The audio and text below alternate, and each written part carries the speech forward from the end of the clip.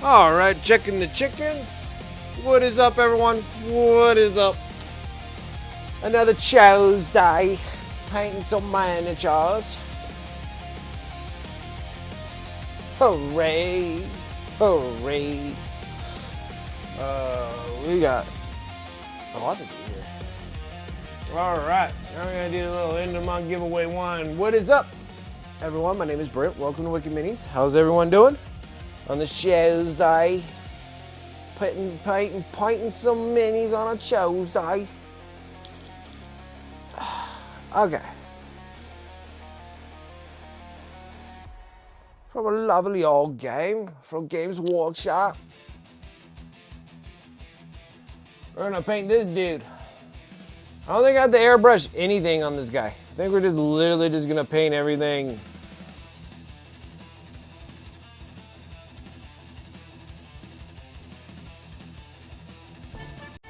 Already? I'm not even hungry yet. Oh, no. Zagnog, what's up?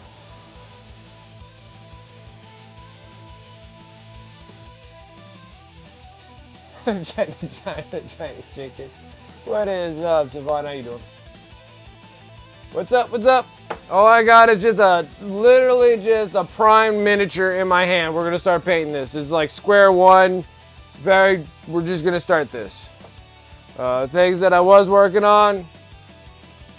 So we have Demon Prince, painting the Emperor's Children, color scheme.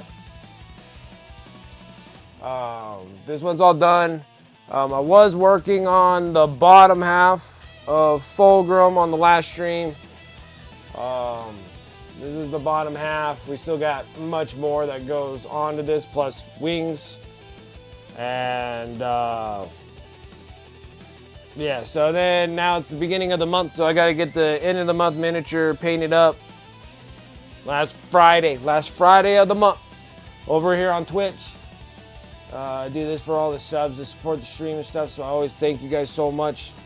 Follows, subs. Keep doing this every day. So we just got literally a primed miniature that we're going to start painting right off the jump.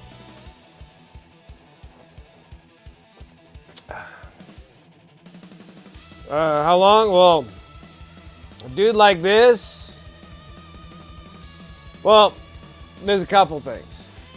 All right, so if I was painting a normal miniature, I can normally do these in like 4 hours. Like literally, I could do one in 4 hours to make it like paintable, nice, going on the tabletop, you know, playing the game or whatever.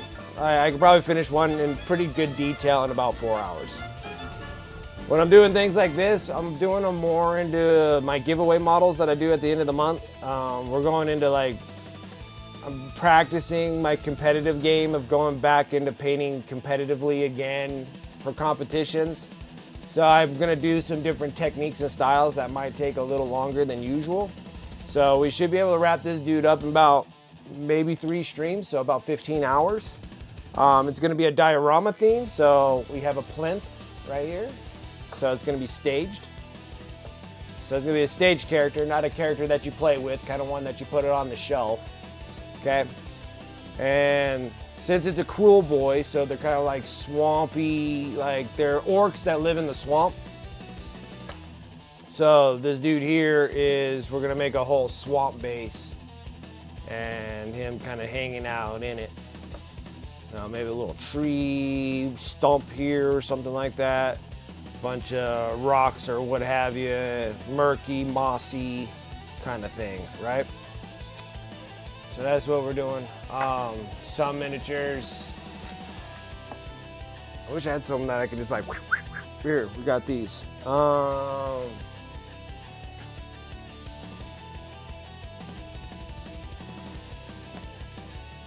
to look if I got any normals. Ah, here we go. I got some normals. Like ones that I normally paint. A lot of stuff that's over on my like eBay store. You know, they're nice painted miniatures. Professionally painting these things for many years, but yeah, like something like this. Like normally, if I'm sitting on the sofa watching TV and stuff, I could probably hammer one of these guys out.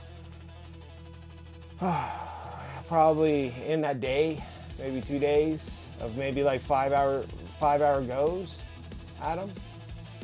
It's block.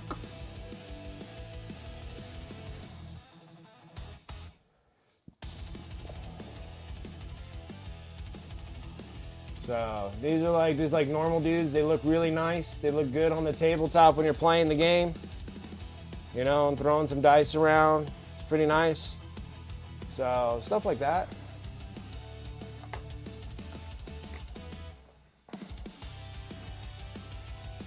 And then you got like ones that I put in like 40 hours plus. I can't remember. It's got to be 40 hours. This is one that I did in like 2023 when I was trying to go into a competition piece too. Didn't see the light of day because I didn't really do a whole lot on the base.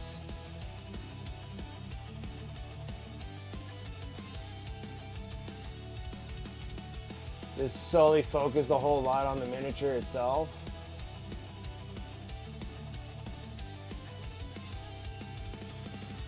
Stuff like that.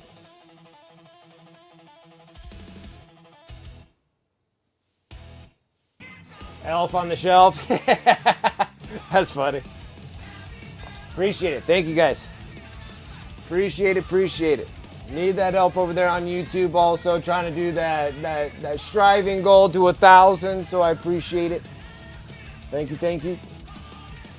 All right, let's start planning out and start sketching colors, start doing everything with this pretty much paint by numbers. This is gonna be green, this is not gonna be green, all this kind of stuff. Thank you again, appreciate it. Need a little bit of heavy metal in our lives. I just actually watched all the heavy metals Sunday? Yeah, Sunday evening.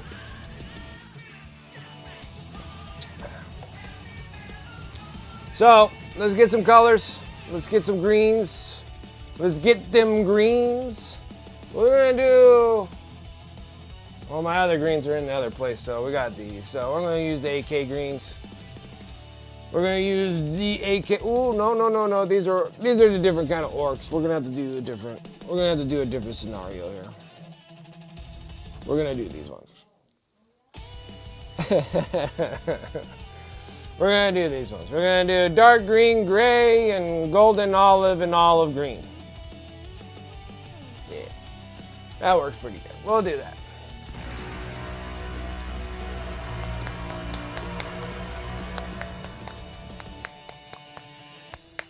It's like 1999. Yeah. Planning tonight to finish your wraiths. Nice. Might start your next 5 immortals. Very nice. What's up, Dragoon? How you doing? Okay, guys. Let's start laying down paint. Let's start painting some stuff. Yeah, just and then after we're done with this dude, got to finish up the rest of Fulgrim. Once Fulgrim's all done, we're gonna be doing more. We're gonna be doing Necrons ourselves. We're gonna have to hammer out some. Well, down with the sickness with some Death Guard. Death Guard will be coming here soon. I got 2 of these Necron miniatures we gotta paint. These are the last 2 Necrons that I have to paint. I don't have any more in my inventory. All the rest of my Necrons are over on eBay or sold on eBay. And then I got a whole bag of Death Guard. So that works out good there. Not very many Death Guard, almost done. And then those 2 there will be cleaning out my inventory. I've been working really hard at getting out of my inventory.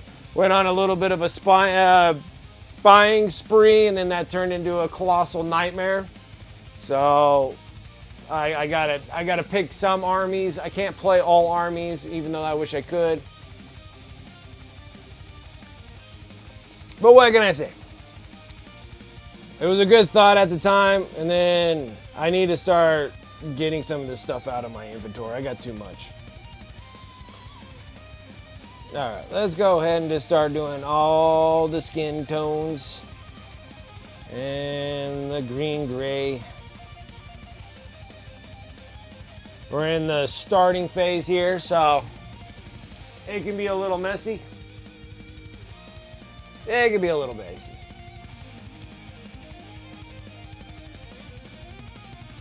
And I've painted 1,000,000 freaking miniatures. It feels like I painted 1,000,000. I know I've probably painted 1,000 miniatures.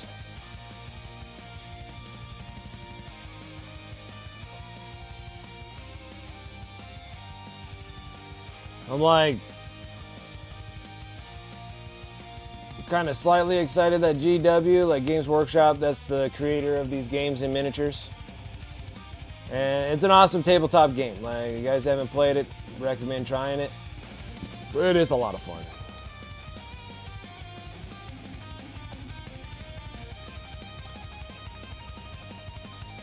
It is a lot of fun.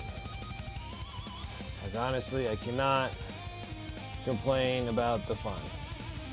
But yeah, you gotta buy these miniatures, you gotta put the miniatures together, and then you gotta paint them.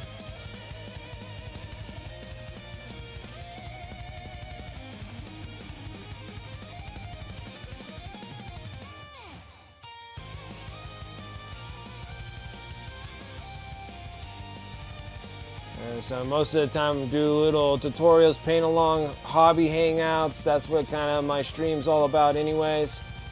Because sometimes doing this stuff by yourself in a room, oh lonesome. You know, it's kind of nice having, you know, a slight bit of company while you're doing something of this sort. Talking about cool things, what new things will be coming out. I can't wait till I get my freaking Lieutenant Titus helmet. Now I think I might collect all the Joy Toy helmets. I think I might do that.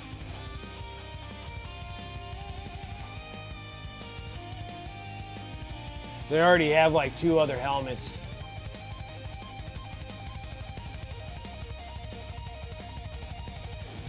Plan was to paint my Gorky, but headache. Oh, I'm sorry.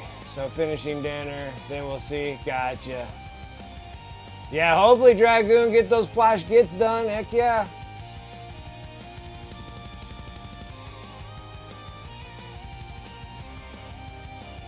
My plan was to paint, okay, seriously debating if I want to build and paint the new Nightbringer. Yeah, that's a cool miniature.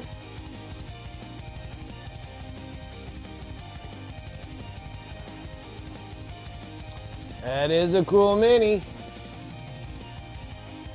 Nightbringer, get him commission painted. It's a cool mini. Either way, it's an awesome. The new Nightbringer is really cool for Necrons. He is a cool miniature.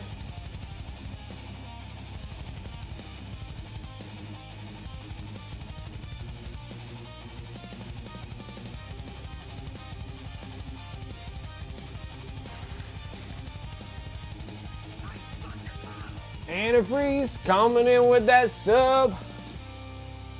63 months. We have already made it past the... Is it 4 years? Or is that 5 years? Am I in 5 years now? Or is that 4 years? I can't. I can't count. I can only paint. That's seriously 5. Have I been doing this for 5 years? Nah, I haven't been doing this for 5 years. I haven't been streaming for 5 years. You kidding me right now? 5 years?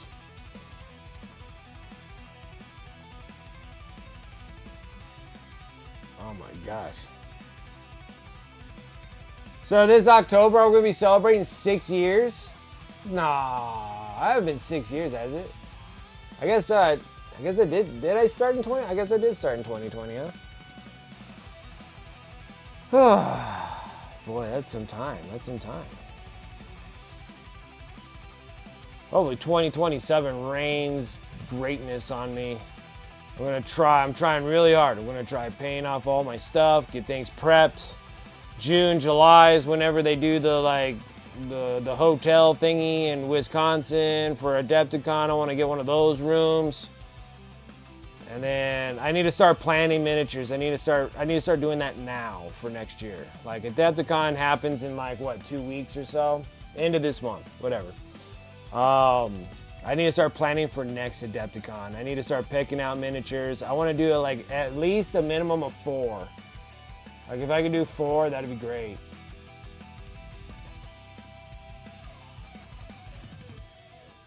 Demon Angel, how's it going? Demon Angel Wolf. What is up? Space Nifty, what's up?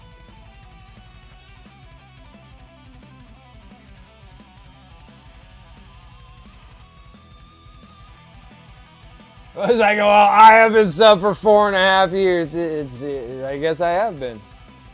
I guess I have been. I guess it's been 5 years. My word. Before you know it, I'm going to look like that old dude from Tales of the Crypt. Just be like, oh, welcome to another episode. Paintings and miniatures. With my little fucking, I'm all old and shit and little bony fingers. Can't hold on to anything because I got like extreme case of arthritis.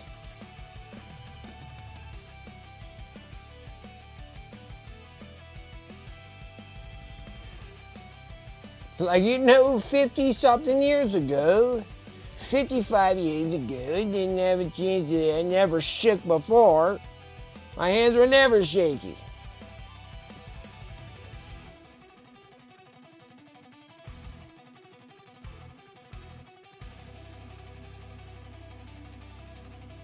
They're Patton?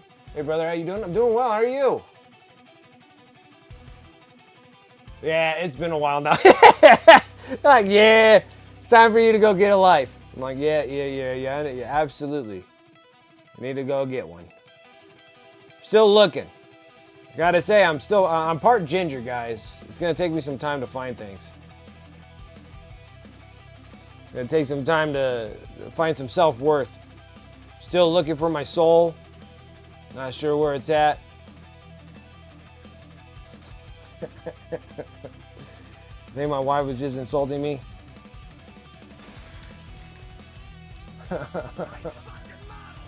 Space Nifty coming in there. 61 months. 61 months, yeah. Oh, golly. 5 years.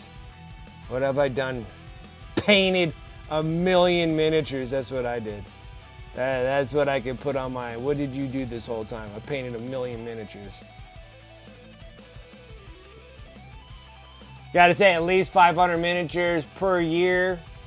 It's 2,500 miniatures in 5 years of streaming. Not including that I've been in this hobby since I was a boy. Oh, that's a shirt. I assume it probably is.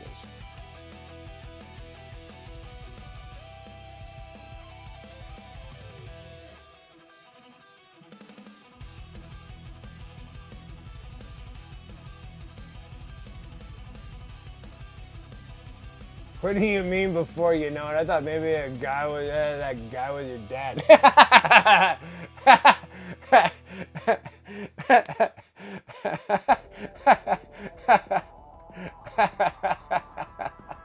I've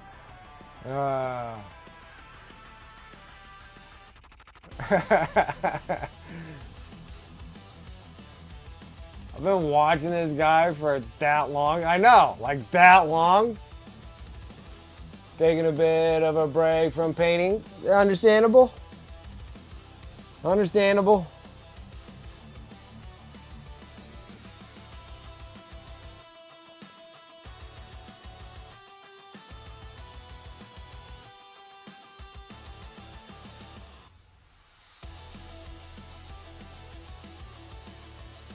I see a lot of people take breaks.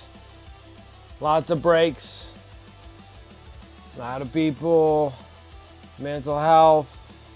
I always feel like this is like soothing. Like this soothes my mental health.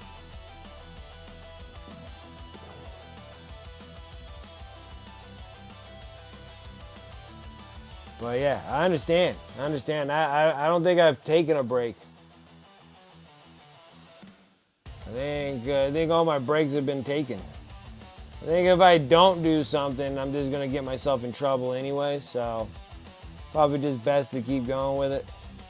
Like every day I have to feel absolutely exhausted to actually be able to sleep well at night. So I think it just keep going. I just keep going.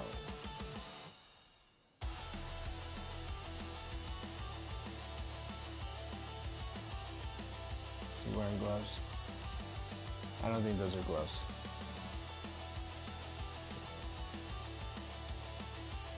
See, we could be a little sloppy on this because we're not doing all the fine details just yet. I don't think I have a whole lot of like much of stuff to do here.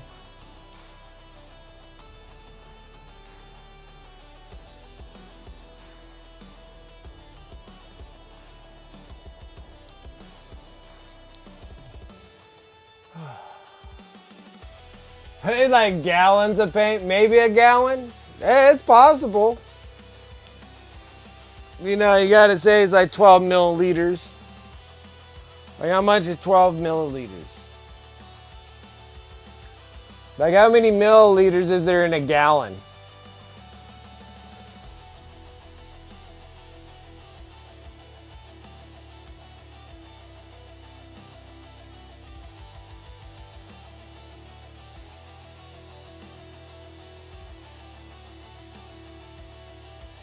Is it like 1,000 milliliters? Okay, there's 3,785 milliliters to a gallon. Okay. So that means that I would have to go through at least 3... I don't know. That would be at like 300 bottles of paint. It's possible, but I think it might have to be somewhere like that. What, 3, 7, 8, 5, divided by how much are in these things? 22 milliliters? 172 bottles. 172 bottles of paint. Not quite there. Not quite there. I don't think I've gone through 100 bottles. What? What are you running? What are you doing? I got it. Silly boy. I started streaming and then everybody wants to talk to me. I'm just so special.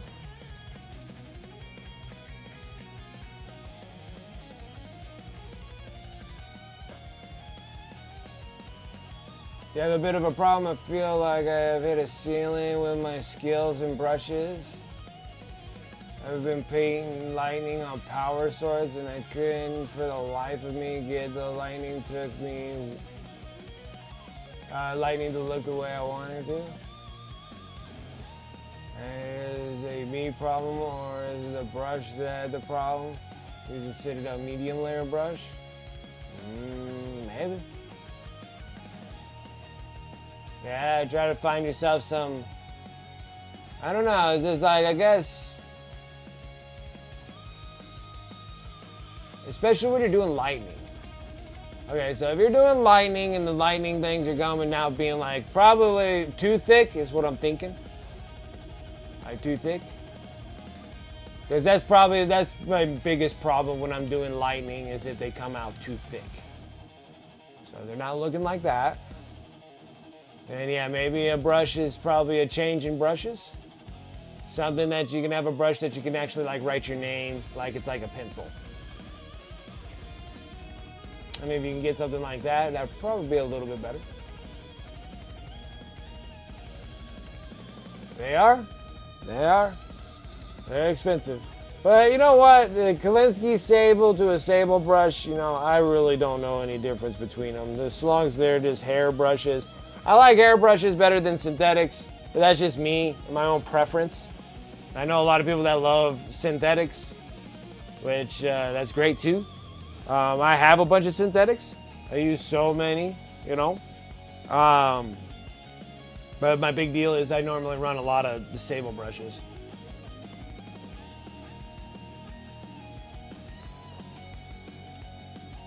Thing I like about GW brushes is they're chisel dry brushes. I love these ones. Like they're chiselly and they stay chiselly. I like these ones. They're like another like dry brush. They call it a base brush, but I use them as dry brushes. I love them. Like, but that's the only thing I have for G-dubs. Like I have other G-dub brushes. I just don't particularly like them. Like, I got a bazillion of these things. Let's see here. This is a base brush. Kind of weird looking brush. I don't know what to do with them. I got like a million of them. This is a layer brush. Has the craziest curly Q. Look at that thing. Look at that. That's a manufactured defect right there.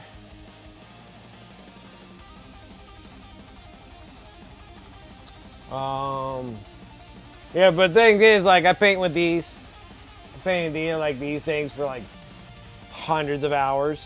You can tell I don't even clean it. You can see the paint just wadding up on the ferrule. Just beating them up. Just beating these things up. I'm whacking on this brush for days.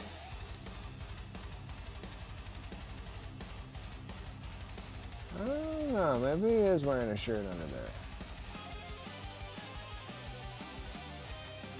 I don't know, maybe he ain't.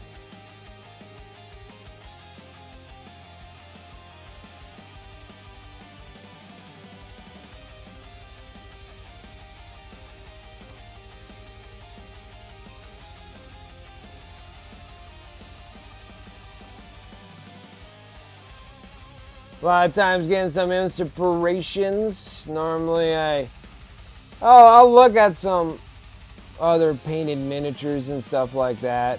I like looking at a lot of canvas paints and stuff like that. Like canvas painted miniature, or not canvas painted miniature, just canvas paintings. Seeing what kind of things people are doing. Look at all of those things to get some inspirations. Maybe some ideas on some new techniques. I'll be on doom scrolling on Instagram for days, looking at all these different painted miniatures.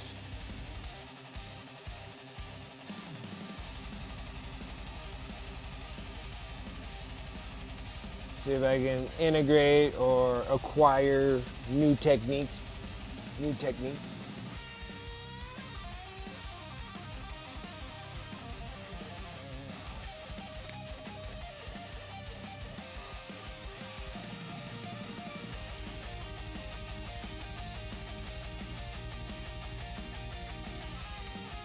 For base coats, yeah, for synthetics. Brushes, they got rid of all the decent stuff. Cheap, it's okay to go through them. Oh, really, I haven't been there in a while. Yeah, I haven't been to Hobby Lobby in like over a year. No artist touch anymore?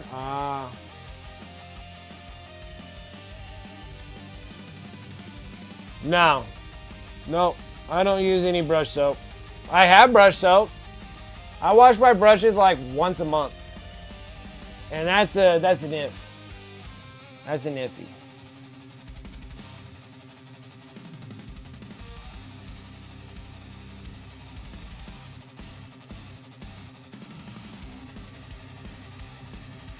Hey, maybe that's a problem with something. Maybe you're cleaning the breaking in of the brush. I don't really have that many faults in brushes. I know when you first start a brand new brush, they're a little rough at first until you break them in.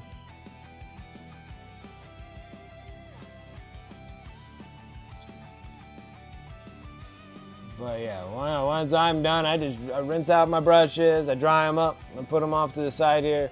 I do not go into a cleaning process. I start cleaning my brushes when my brushes are acting up, like when they start splitting. I'm doing like forks and whatnot, like when they split and stuff like that, I'll start cleaning them. Like I don't clean them after every use.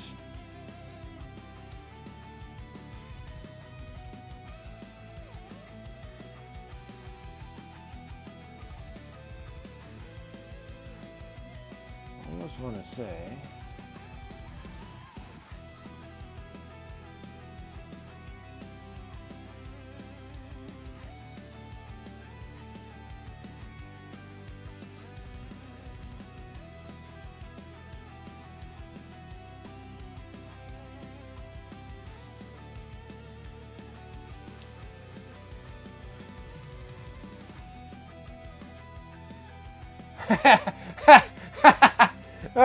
Really?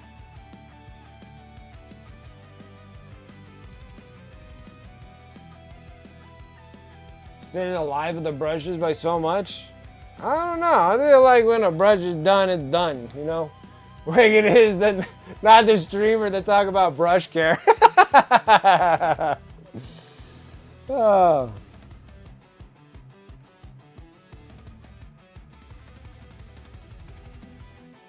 I mean, my last pair of Foxby brushes lasted me like over a year. Like over a year. Should be washed after every use? Oh, please.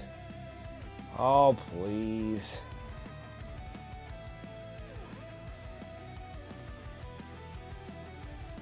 Washed after every use? Once you're done with it, you have to sit there and spend all that time cleaning them? I feel like it gets rid of all the break-in stuff that makes the brush do what it's supposed to do. I guess maybe if the brush came out like straight out of the package, like excellent, you might want to keep it that way. But mine, I have to beat them up a little bit. Like your brushes need to be beat up a bit.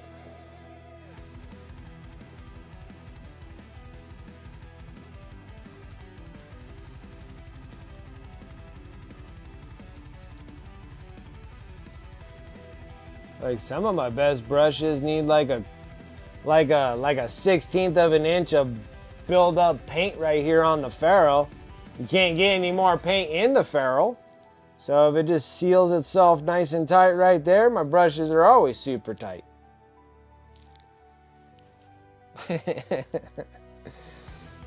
My logic might not make sense. But then also, like, I paint like hundreds of hours. So you gotta say I paint by 3 streams. 2 streams are 5. So that's 10. That's 13 hours just in streaming hours of painting. So streaming hours of painting, that's 13 hours in 1 week. Then I paint like 4 hours Monday, 4 hours Wednesday, Thursday. So that's 12 hours. So that's 20. I'm already 25 hours already in just a week. Like 25 hours of painting. And then Saturday, I'll do like 8 hours of painting. So, what? Where was I? Like 30 hours. So I'm like 30 something hours every week that I paint.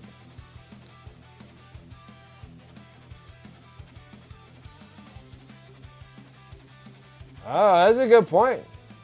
Well, you got to get the break-in period. So the break-in period is getting paint in the ferrules. And then it just seals it. I feel like if you keep cleaning it and then you're cleaning all the paint out of the ferrules and then more paint keeps going further inside the ferrule and then it's like separates my brushes. I feel like cleaning them like degrades my brushes. Like it needs that good old fat coat right around that thing. Like a good broken in brush. Now this, granted, this is all by personal opinion. Everybody can do whatever they want with their brushes. But this is just what I do with my brushes. And I literally, like this brush here, I barely take care of these brushes and I'll have this thing all the way until the end of next year. When did I start this new brush? I started this like October or whenever I bought the new set of brushes, I can't remember. Because my old brushes were going bad. I had like almost over a year, at least over a year. I clean my brushes like maybe, anytime that they start giving me a problem is when I start cleaning them.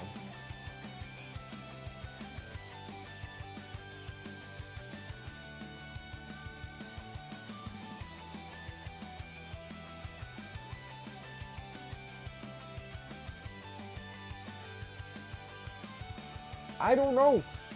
Like, honestly.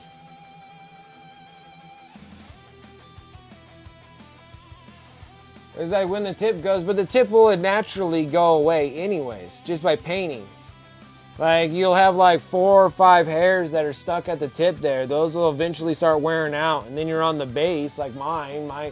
My tips on my brushes lost that like super fine pointed, like those 5 little bristles that make a point. They're already gone. Like, those naturally just go away anyways by just painting.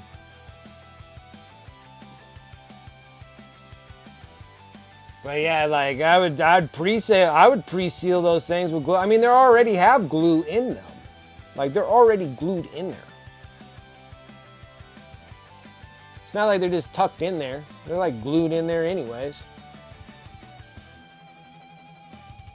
Then there's just a lot of like up to debate, I guess. Up to debate about how to take care of brushes. Like, I swear I paint 40 hours a week on these things.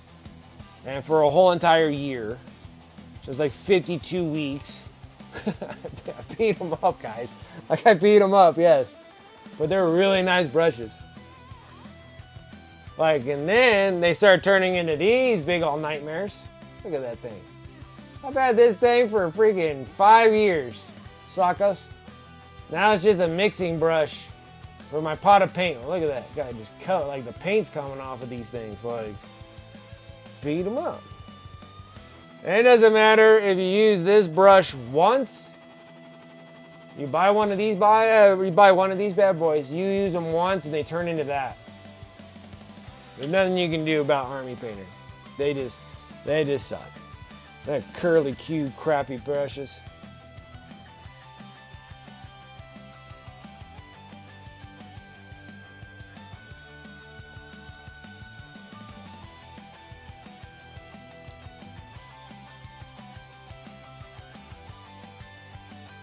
Yeah, I couldn't sit there and clean my brushes after every use.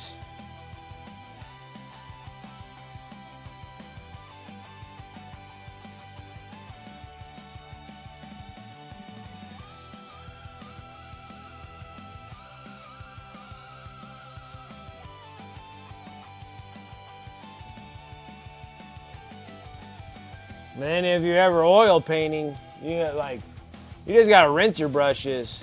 The oils already do their magic anyways of conditioning brushes. I don't know.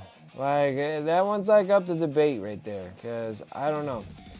I mean, I tried one time just trying to stay on top of like cleaning my brushes, but then it just leads that I just don't.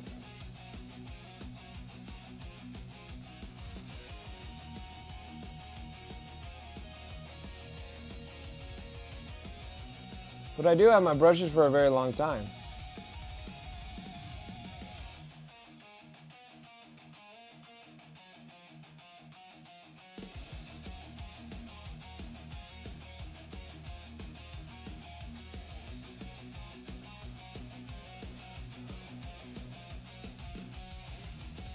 So, when it comes to brush care, I don't have the answer to it because I don't know what's the correct answer. Clean your brushes, possibly freaking maybe beats them up a little too much.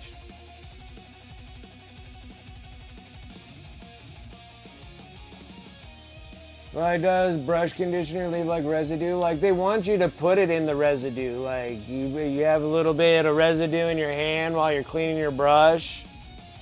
And then you kind of like drape it in there, and then you roll it in, you let it dry with it, and it's supposedly conditioning them, but I don't know if it's doing good or doing bad, because like I feel like my brushes get all fat right around the body of the brush, and then it's not tight like this anymore. It just starts turning into this thing, and it's just a weird thing that it does, and then all of a sudden they all split in the center. So I don't really know. Like, I don't know what the right answer is for. Like, I can see like if your brushes are like starting to like split or fraying, and then you start cleaning them with a brush cleaner, just to try to get some of the paint out of there, because some of the paint's like forcing the hairs apart from each other. But if the paint dried around the ferrules while the brush is still pointed, then I don't see how the paint can make it separate any more than it is. So I don't know what the right answer is. Like, I don't know what the right answer is. Because like my Foxbite brushes will last over a year of me not taking care of them. So if I take care of them, would they last me 2 years? Or would it just be the same thing? Because, I mean, a brush will wear out.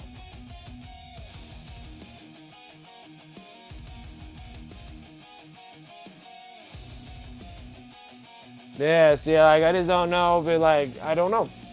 I don't know. I'm going to have to start one and go, okay, here's a brush that I clean like once a month, and then here's a brush that I clean like every use. That means I'll be cleaning that brush every day. Every day. I just can't believe that washing your brush every day is good. Maybe if you're like someone that just paints over the weekend and then you clean your brush so it's good for the next weekend, but I brush, like I paint every day, so I got to clean these things every day. I just can't see that doing that great to yourself. Like it's like shampooing your hair with no conditioner, you know, it just starts fraying.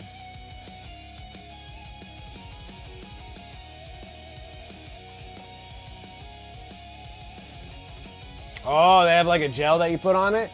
Yeah, I just don't know. Like, I don't know. And I'm not that great with my brushes anyways. I always tell you guys I destroy my brushes all the time.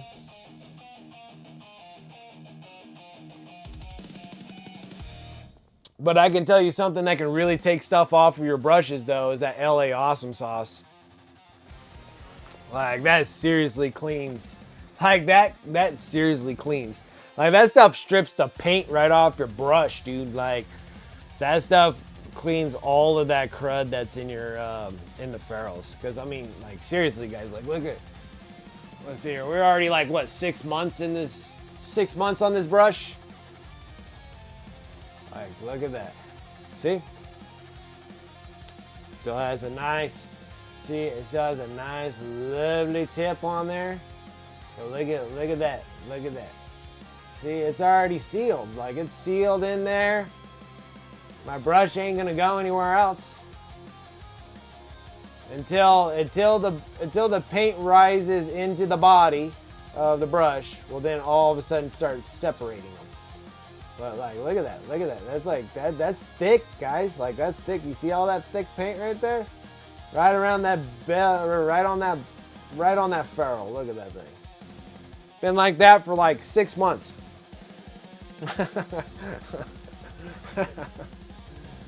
Still got a tip. It's not like it's separating. Had these like arrow tip brushes for like 3-4 years. They still got a tip to them. They're thick. They're beat up, man.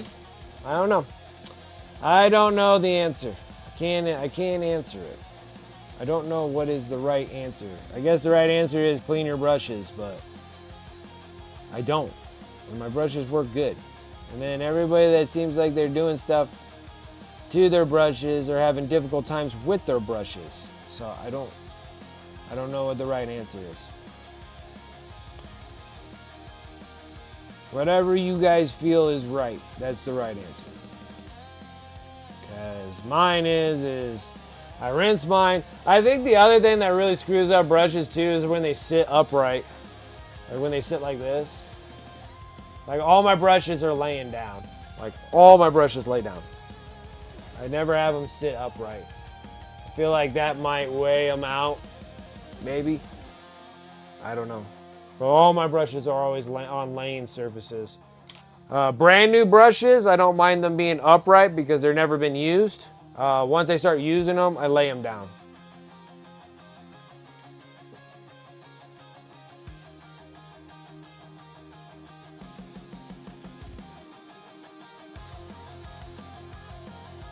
So.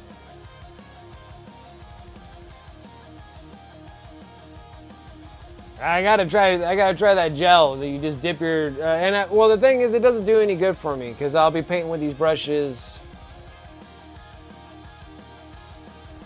the next day. Like, I can see like sealing your tips if you do it like every weekend or something.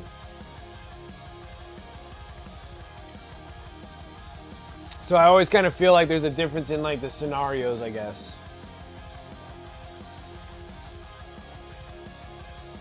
Uh-oh. Oh, Sarah. Oh boy. You ready for me to die from some heat, guys? The wife. I think I need to warm this thing up. She has like, ew. Ew. Pulled out a long, old, wifey hair in this. Gross.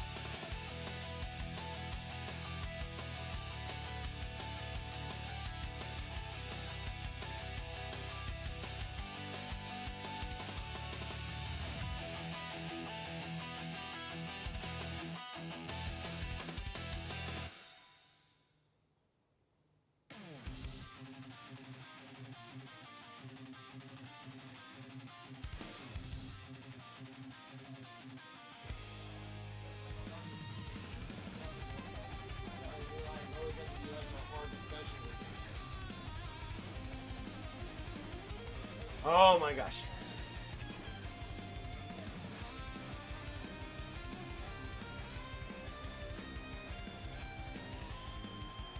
Bitter crack. Oh, this is the magic gel. The magic gel. Magic gel for brushes. See, these are like the things that I need when I'm gonna start up my own online store. You're like, here's all this stuff.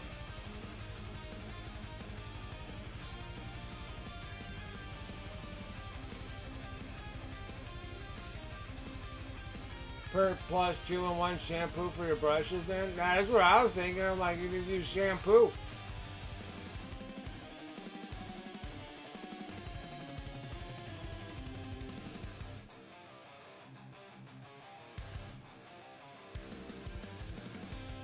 big old bottle for $2.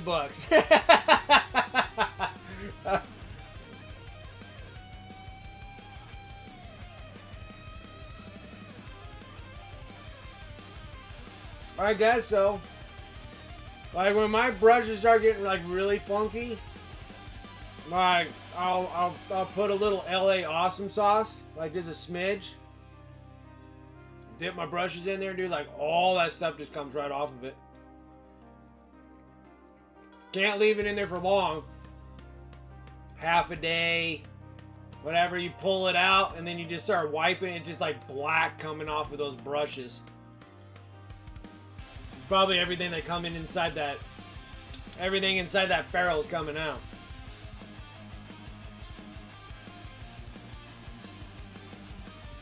It liquidates all that paint.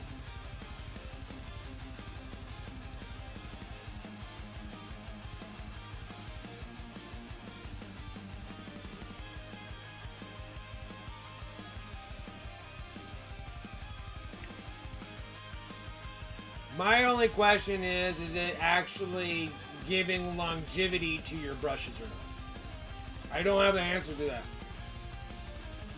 I feel like ones that I take care of all the time, it feels like they're always so open and fluffy.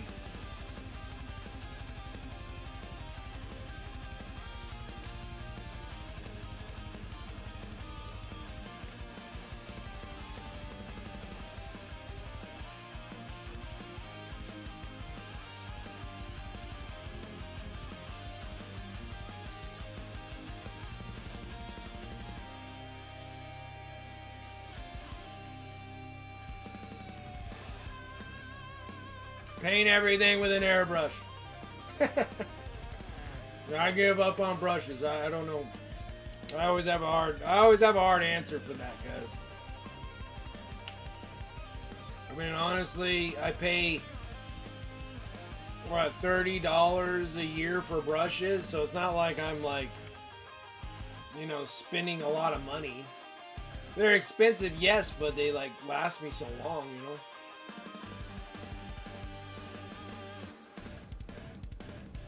Slow glass, like mane and tail shampoo. Yeah, like I think that any shampoo would work.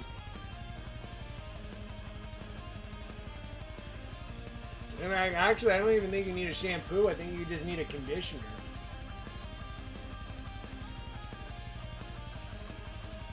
Like clean your brushes with LA Awesome Sauce.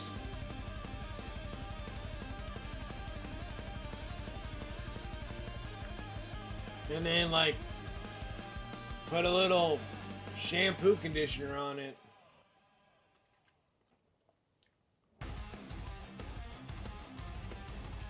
There was like a, and then if you're concerned about like animal hair, like when I was watching, like back in the day when I was watching taxidermy videos, and like they wash the furs after they're done tanning the hides. Like they'll wash the furs and they wash them with like extra, I forget what the heck that stuff's called.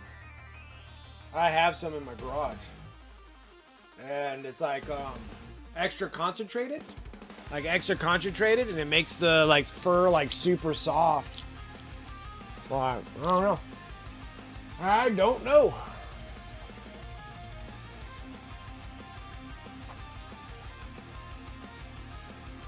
That's my go-to paint to use. Go-to paint, most of the time I'm painting with Pro Acryl, except for today. Paint with AK. That's what this color is AK. A lot of times I am painting with Pro Acryl, like my Fulgrim. Fulgrim is all painted up with Pro Acryl paints. Except for the golds. We were doing something a little different with the golds. I've been using these Dark Star molten metals. These things are freaking awesome. Such amazing true metallic metals. Like they are absolutely stellar. Now I'm super happy that I bought those.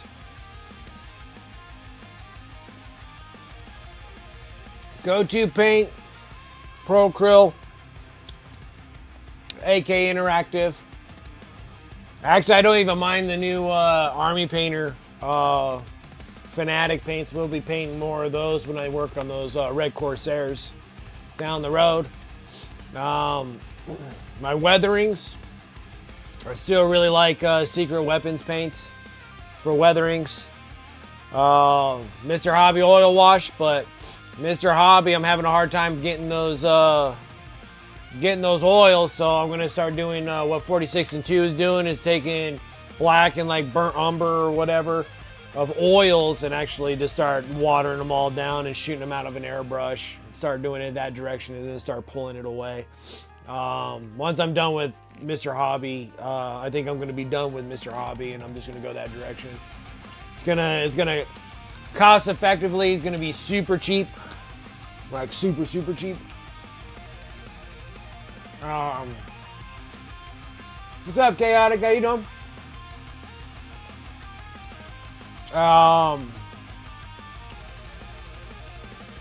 What else was I talking about? I had 2 thin coats. I got rid of all my 2 thin coats. I don't like them. You know, it's just preference to everybody. I still have a little bit of them because I got to do my Blood Bowl guys with those colors. So I have those colors, but I'm good. We'll see what happens when I get when Culta Paint and their paints are available. I did the Kickstarter for that. So we'll see how those paints are when I get them. I'm really crossing my fingers on those because the Kickstarter for 2 thin coats, I was like, kind of paint. See, now Chimera paints, like, that's another one, but kind of hard. Like, is there like a specific place that sells them, or is that just something that, like, it seems like Chimera is like nothing but Kickstarters. They kind of bug me a little bit. Like, is there a place that like sells like all the Chimera paints? It feels like I'm always missing like Chimera paints. But same thing, single pigments, you know, single pigments are okay. There's just a lot of mixing. Dracoya minis. It's random. You can find them online, but they're expensive and sometimes they're out of stock. Yeah, like that's like all I see. Like they're out of stock. Not like some places have them, some places don't. They're kind of all over the place, kind of like Vallejo paint. Like Vallejo paint's the same way too. Like some people have Vallejo paint, some people don't. Like it's just weird. Like they have some paint, but not all the paint. Kind of it's a little buggy. Oh, I'm missing you guys. Sorry. Dracoya minis is one place. Michigan Toy Soldier has them now too. It's such a nightmare ordering from Michigan Toy Soldier.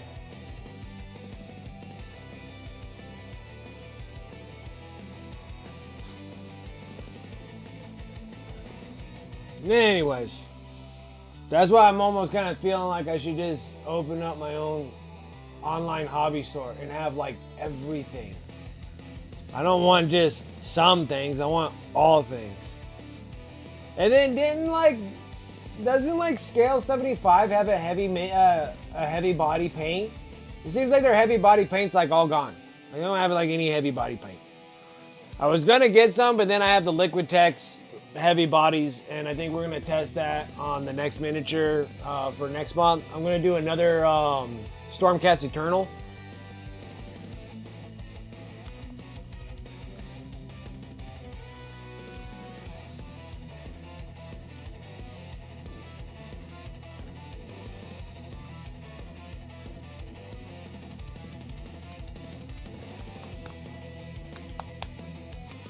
Yeah, but I want something that's a little different. I need a little different. I don't need a whole lot of the same. I need a little different. Like Procreate is great, but they're missing some things. They're missing some reds. They're missing purples. They're missing, I want to say they're missing yellows and oranges. Like oranges, yellows, reds, and purples. Now, if you want magenta-based purples, Pro Krill's right up your alley. But if you want like purples, like odd shade purples, like Pro Krill, or no, like Army Painter, like an alien purple, like a purple, like these ones, like oozing purple, like toxic boils, like purples, you know what I'm talking about?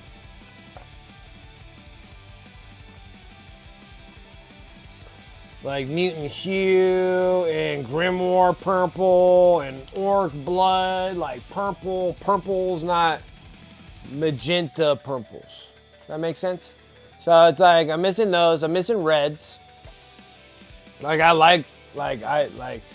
Pro Krill has great. Like they have burnt red and both pyro red. Like they're beautiful reds. Like I love those reds. And now they have like red oxide now. And I think they have an orange red, I guess. But it's like I'd kill for like a dragon red. Like I'd kill for a dragon red. Like they're both pyro red. So they're both pyro red. It's just like in between these two, right? It's a great color. I love it. But like I really need like a red and I need like this red and I need like, hell's the other red? Is that it? Maybe some brighter reds. Even their burgundies are almost those colors. Like vampire red. Like I need a red. Scale 75 has great reds, but well, they have great color reds. They just don't hold up well. They're very transparent. My problem with Scale 75, like they got like badass reds. Like these are like solid, awesome. Like this is where you like get the reds, like when you're at like the lipstick area in the like cosmetics. Like Scale 75 gives you like these kind of reds. Like they're awesome, but they're so transparent. They're killing me. They're beautiful. They're beautiful, but they're transparent. They're so transparent. Scale 75 paints are just super medium base. Yeah, but even that black red is not really black red. Like I was testing it out. That black red is like, see, like this is the black red. That's the color. There's burgundy. It's just like a touch darker than burgundy. I think like where's dark burgundy? Shit, that's almost dark flesh. Almost dark flesh. There's a dark burgundy. Oh, there's a dark burgundy.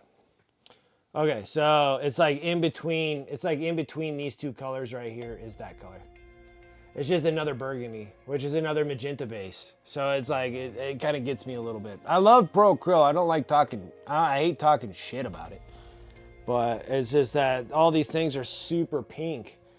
Like they're all magenta based, which I like magenta and stuff, but like all of these things are just magenta based paints, and it sucks in some cases, you know. I want some like solid reds. They got awesome blues. They got the best jade on the planet. Like this color here is like my favorite. Like just flat out jade is just a gorgeous color. Like it's so nice. They got a great set of greens. I still feel like they lack a little bit on the browns. Like I got like dark umber and light umber, and then I got like warm brown. But those are like signature series, so those are like people that had to mix to get that color. Like I don't have like a base amount of colors. They got like dark golden brown, which is kind of more yellow based. Just kind of missing that like that era of Yeah, their mahogany is awesome. I love that red brown, but I like to have some more other brown, like more browns. Browns, yeah, browns, purples, reds, yellows. Like I have like a really bright yellow, and I have like a medium part yellow, and I have like no dark yellows. Like there is no dark yellows. There's no oranges. You only have orange and burnt orange. I don't have like any like yellow orange, like that sunburst orange or whatever you want to call them, or even like dark yellows. Be really nice to have some of those.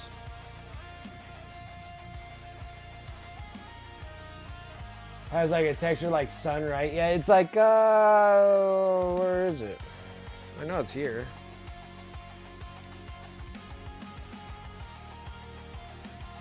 I mean, it's cool, but it's kind of like weathered wood. That makes sense. There it is. See, golden brown. That's golden brown. That's how it dries. It's like wood. That's what it looks like to me. Like a nice fine pine, you know? Nice fine pine. But I paint with Procreal all the time, so I can't really, I guess I can talk smack because I use it all the time. I use it all the time. These are things I want. I want these things. All right, I got 15 blues. All right, got all these blues, got all these greens. I want a whole bunch of reds, and I need a whole bunch of yellows. And I need some freaking browns. And I need some serious purples, like purple, like dark purple. I need violet. Like I need violet purple. Like I need violet. I need a violent violet. That's what I need. I need a violent violet. That's what I need. I want a violet that tastes like violet. You know, just like violet. Like I need that. Never a frown with golden brown.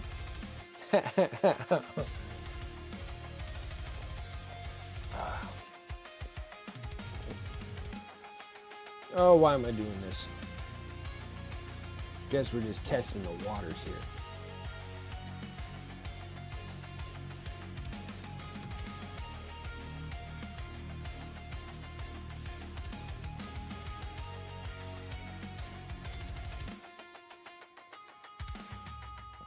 That's why I kind of like AK Interactive, even though you don't get that much paint. But like, I mean, look at that. That's like dark green gray. Like that's a freaking awesome color. Like solid, awesome color. Like such a good color. So I feel like I want to have a set of AK Interactive paint because it gives me all those little in-between colors.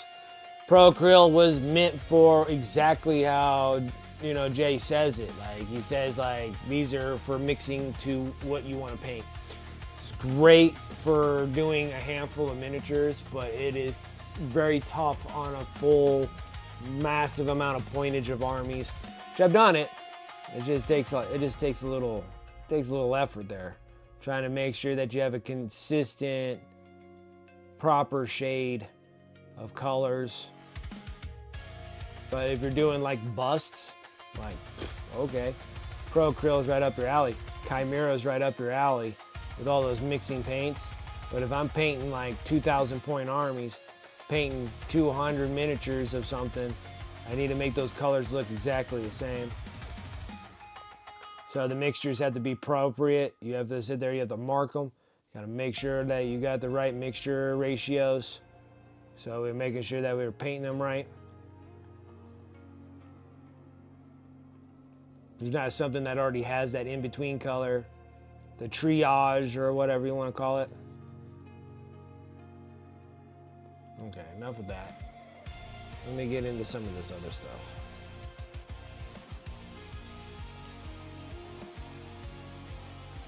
A full AK set, like a full AK set will fill in all your in-betweens because the consistency of this AK paint and Procreal paint are relatively the same.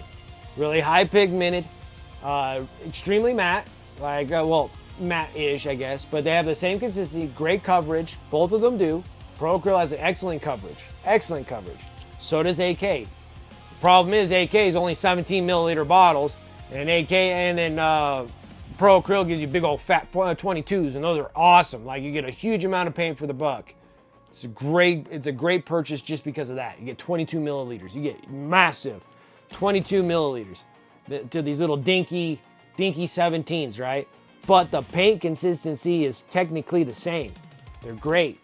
So I feel like they go together really well with each other. So if you use a lot of Pro Acryl, to use Pro Acryl and AK, both will mend perfectly with each other. Like, they'll mend good if you have in-between colors that you need for AK. That's what's always been in my mind the whole time.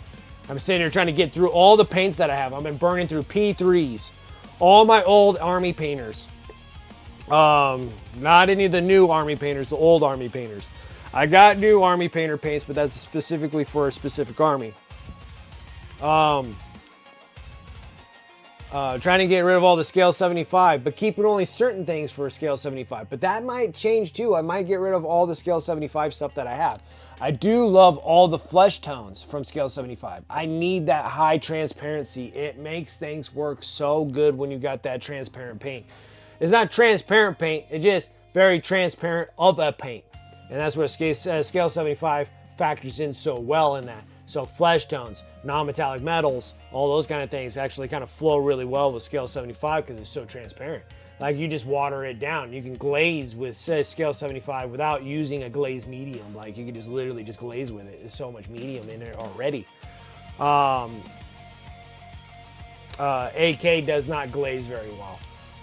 And same with Pro Acrylic. You have to put a glaze medium in there. Not a big deal. It's just an extra step. Scale 75 kind of factors that out because their paint's so less pigmented. They're not high pigmented, and they're higher medium base, so it's easier to glaze with them when you water them down because that's exactly what you want. So the non-metallic metals for the silvers and the golds and what have you, they're awesome. Like, freaking awesome.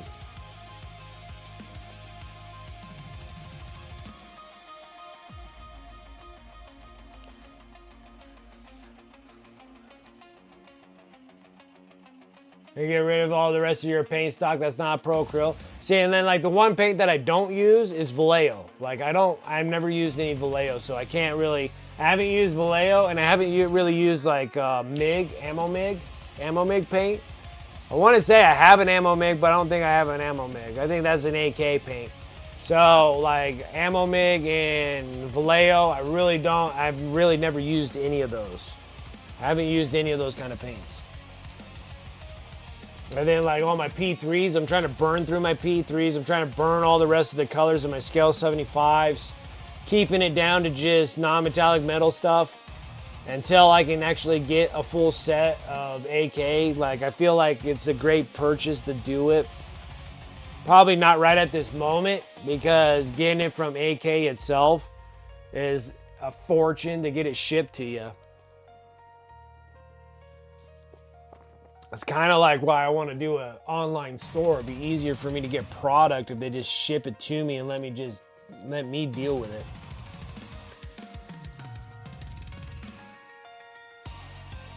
Oh, why keep I dipping into this? Okay, let's change our attitude and get into something. What are we gonna do?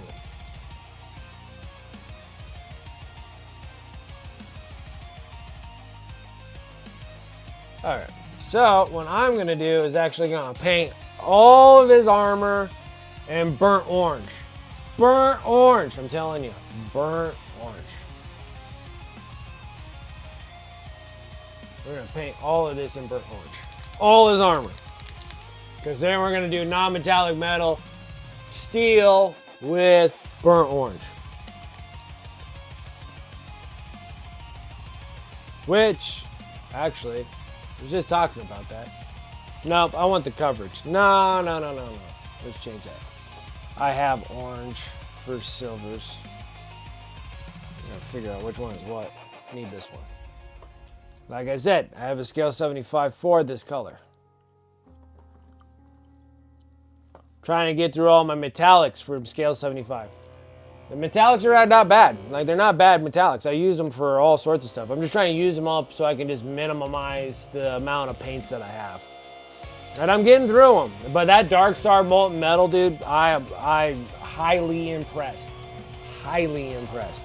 Now if I can figure out how to do the polishing part on that, we might be able to make some serious stuff with that freaking Dark Star Molten Metals. Almost done with the raids already? Man, I just got the base coat of green on this miniature. I haven't BSing for too long. We haven't done anything, guys. Just looking at a primed miniature. That's all I got.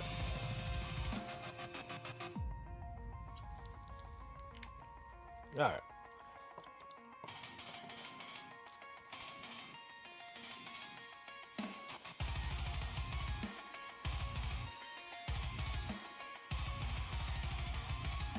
Ugh, I should have just went with burnt orange.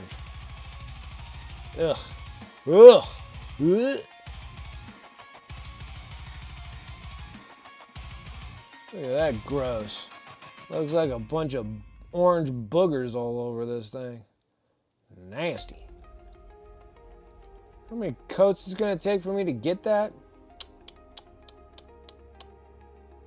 No bueno. Let's stop that. That ain't gonna help nothing. See what I'm saying? Scale 75. Look at that. Super transparent. You can see the black right through that. Right? Of course it's orange. Okay? Yes, it's orange. But yeah, we're gonna get a little burnt orange here. Getting into the hobby? I just say, like, everybody's gonna have a different opinion about what paint is what. Okay? I can tell you that my favorite thing to do is just start trying out their starter sets. Normally it has like the 5 main primary colors or whatever. And then technically you want to test that. Okay? You want to test it. A lot of people love too thin coats. A lot of people like Pro Acryl. A lot of people like Army Painter. Scale 75, like there's die-hard scale 75s. There's like people want to do 15,000 coats of orange until you get it covered. Great. All that kind of stuff. Yeah, and like everybody will have an opinion on it. Vallejo, everything else. All I can tell you is that don't go in as a full set. That's what I say. I can't tell you how many times that I've done it to myself where I'm like, I'm gonna buy all 365 paint colors, and you freaking hate them. You freaking hate them. I did that with the old school Army Painter. Full 300 and whatever piles of paint. Friggin' only like 10 of them out of that whole set. It's like you can throw it all away. I would just start with just the main starters, and then you decide which paint that you like the best. Everybody's gonna have their own opinion on that one. Paints, brushes, all those. Everybody's gonna have their own opinion on it. All I can tell you is like get the little starting set of Pro Acryl. See if you like them. Then it's no hard feelings if you bought like a huge set of them. Then you'd be like, you have a huge set of paints that you don't like. So I always say just get those little small sets. Scale 75 has a small set. AK has a little tiny set. Pro Acryl has a tiny set. Army Painter has a tiny set. I would just get those and see if you like them. Then you're not out a whole bunch of money. You know, the things are only like 20, 30 bucks. You get a little small set of them and then see if you like the consistency, the flow of them, how they work, how well they do. I think that's like the best way of doing things.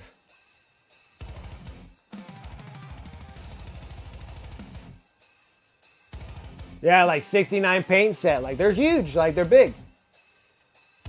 That should work to start. No, I say like little mini sets that have like 6 paints in them.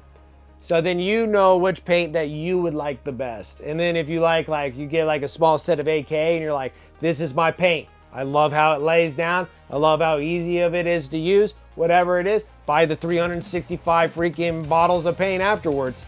If you like the Pro Acryl, they're like, I think they're like 6 or 10 of them in their little set. The little set there. You go up, you love them. Oh my gosh, these things, they have great coverage, which they do have great coverage. They have awesome coverage. The coverage great, blah, blah, blah. Buy the whole 69 set, you know. But try it small first before you freaking buy a big old set. If I told you that Pro Acryl is like, I love that stuff. I do. I love Pro Acryl. It's a great paint. I love that stuff.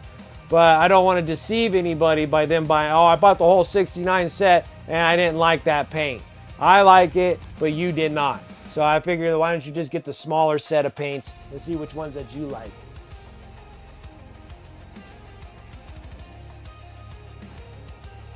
Yeah, and some people love the GW paint. Love the GW paint. You might like too thin coats if you like GW paint. They're just bottled GW paint, you know, instead of pots. P3 are just coming out again. P3 does have some really awesome paints. It's going to be really up to the user on paints. But those are a lot of names right there. That's like a good start just to look at the ones that you want to look at.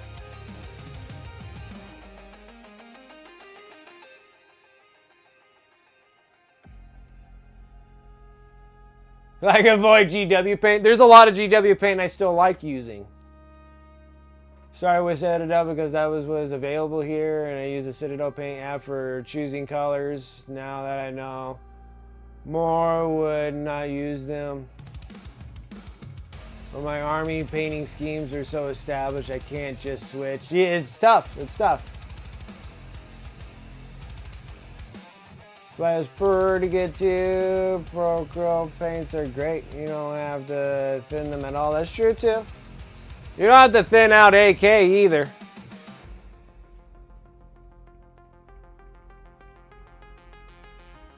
One brand really has 1 or 3 great paints for you that you need for your purposes. That's true too, Dragoon. Yeah, absolutely. Let's say a few AKs have got via kits like green plasma glow, and man, they are good. See, like there's possible. What's up, Jeffro? What's up? Doing good. I'm doing well. I'm doing well. P3 whites and Pro Acryl white. Pro Acryl does have a pretty strong white. Reaper set. I forget all about Reaper. Yeah, like some of their paints are really good. Like, I don't mind it. I've D&D recently and just bought a Space Marine starter kit with whatever paints came with it. Perfect. Yeah, they're just small little paint sets that come with it. Only thing I don't like the Citadel is the bottle and the top's on. Oh yeah, oh yeah. That's a big killer. Those lids are pot killers. Like, those things seal like a pile of trash. Sit there and dry up a whole bottle just because there was a little bit. It didn't seal all the way. Sucks. Heck yeah. Thank you guys over there on YouTube. I appreciate it. Appreciate it. A little heavy metal. Heck yeah.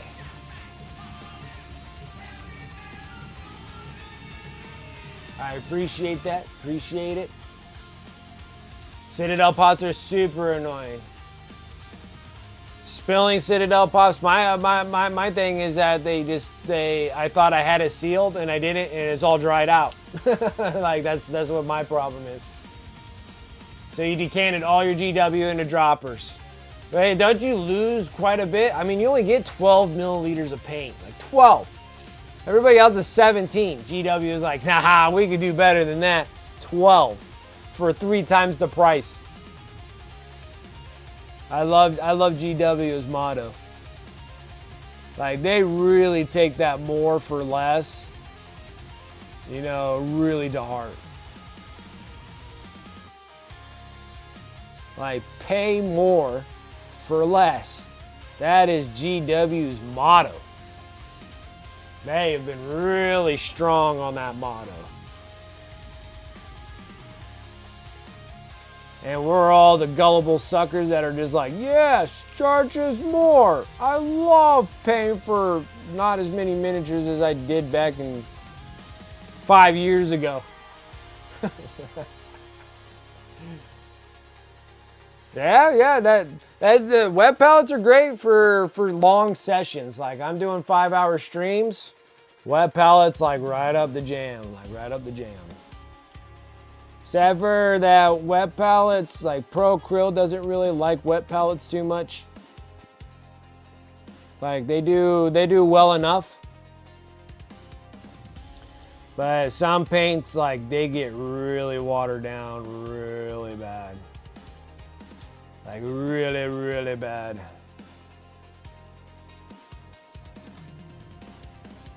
Like they're like some thirsty pigments or something like that. They're just like, look at all this water. And then they're just toast.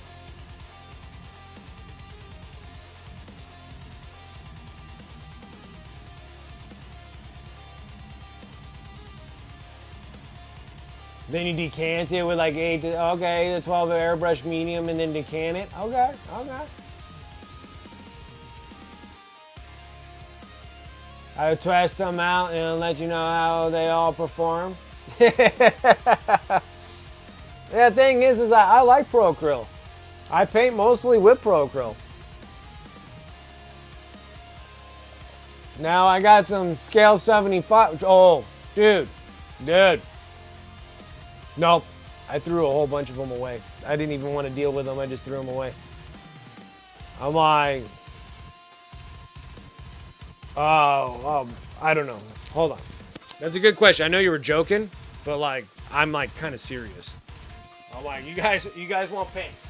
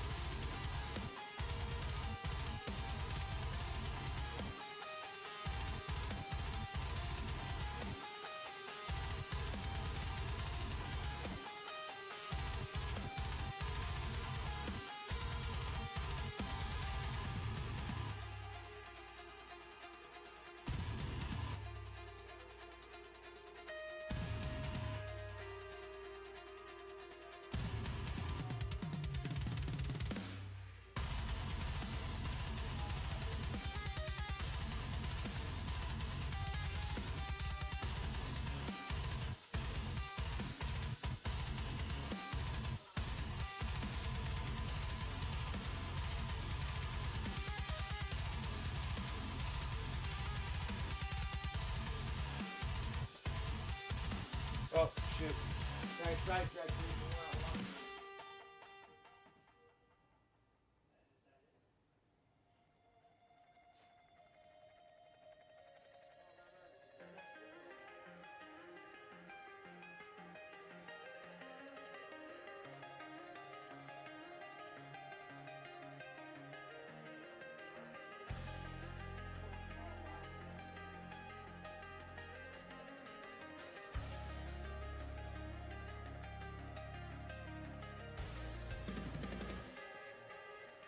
Nope.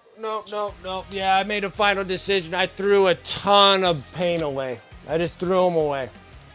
I should have probably just gave them away. I just threw them all away. I should have donated them, actually. I should have just took them over down to my local game store. I didn't know about that until later. Then, like, I took all my paints, and then, like, all the paints I don't even use, they were just piled up. I just threw them all away. I don't need them, don't want them, don't use them.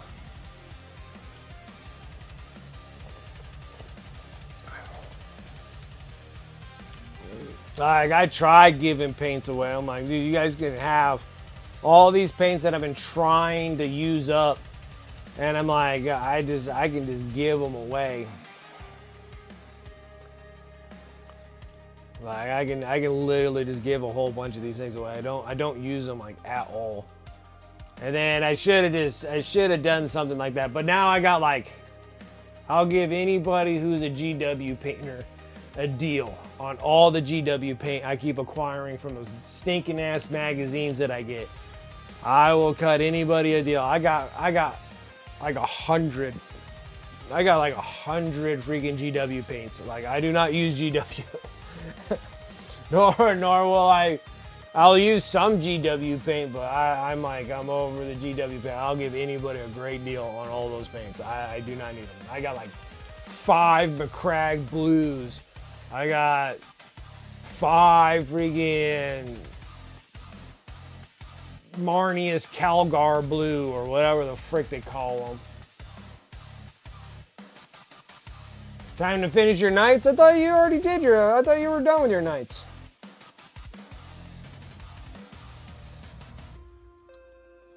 We're gonna paint all of these orange. So what's gonna happen with all this stuff?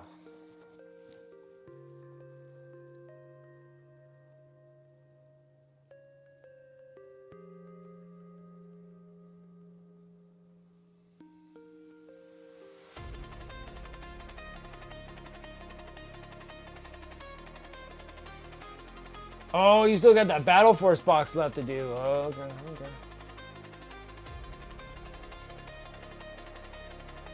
You need 2 of the new ones? Gosh, dang it. I don't want to know. Like, it feels like I can never finish my Imperial Knight army. I'm telling you. Like, I want to be done with my Imperial Knights. No, we're going to have to add these brand new Knights. I'm like, ugh. Oh.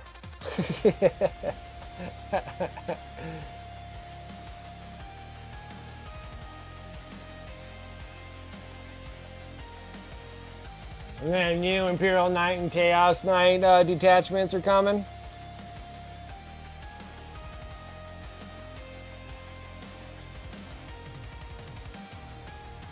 GW feeling sorry for the nerf butchery they've been doing on the Knights.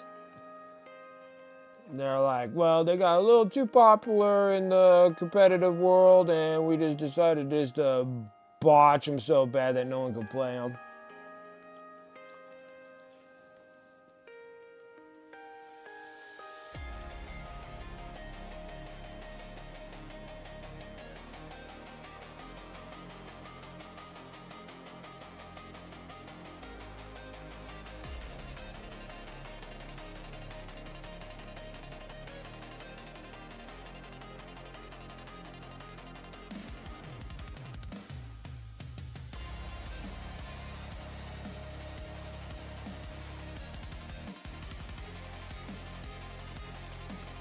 The GW way. They make a rule that's like super awesome, and then they take the rule away. Or they nerf it where it's so bad that no one plays with Imperial Knights anymore. Like, Imperial Knights are like everywhere for like months. I felt like it was like Imperial Knights for like a solid year. And then instead of just adjusting accordingly, they're just like, let's just murder the whole army.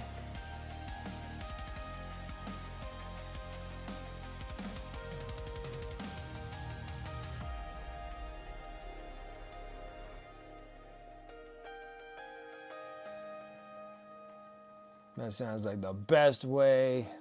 That is the GW way. It's the only way. Like, GW has that Mandalorian kind of code, you know? They're like, this is the way.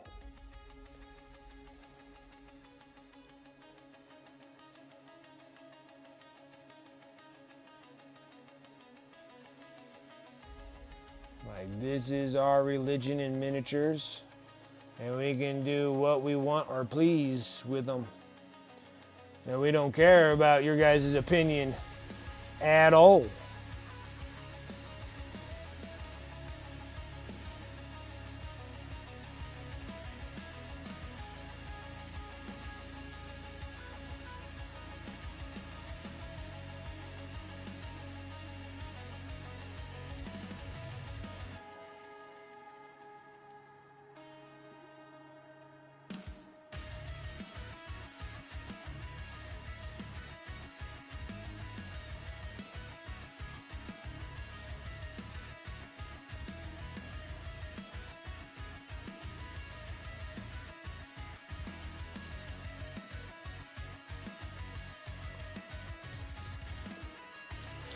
Yeah, but anyway, so getting into competitive painting world,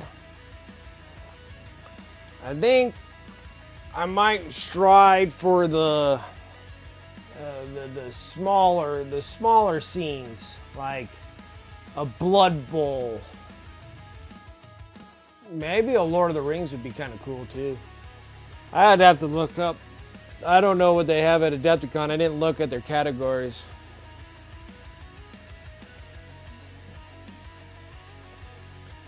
Thing like Blood Bowl. What was I thinking? Blood Bowl, Lord of the Rings, like Necromunda. I don't know if I want to do Marvel. That's Marvel Crisis Protocol, right?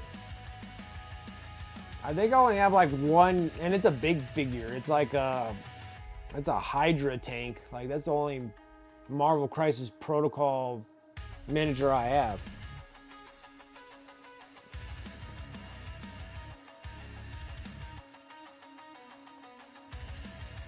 If I had a better 3D printer, I would love to do like a Mysterium model. But I need a better detailed printer. I need one. I need one. And boy, were they freaking cheap during Christmas, man. I should have just pulled the trigger on that.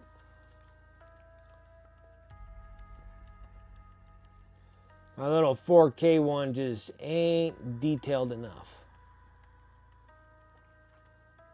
Because I like to do like the resin beast.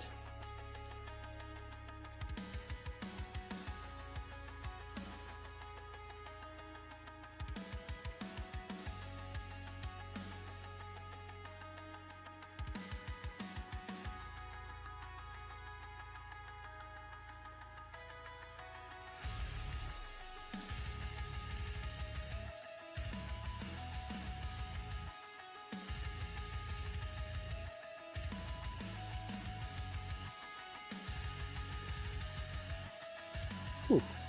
Dipped a little too hard in there. Yeah, because the Marvel Crisis, I'm like, no.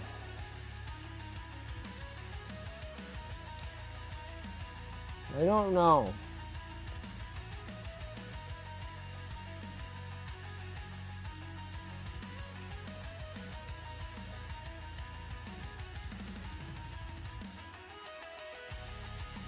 Wish they, instead of Marvel, I wish they did some DC characters instead.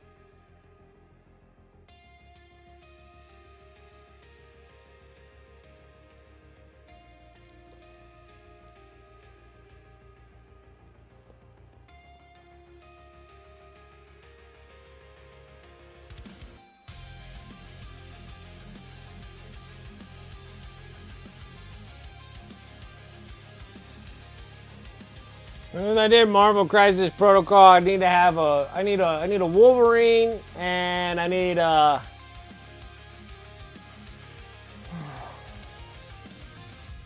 what is that dude called? He's a mutant from Russia.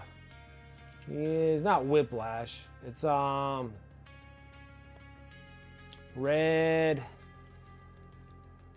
I want to say Red October, but I don't think it's Red October. It's Red. I know what he looks like too. He has like a whole red metal thing, and he does have whips that come out of his, like out of his wrist. But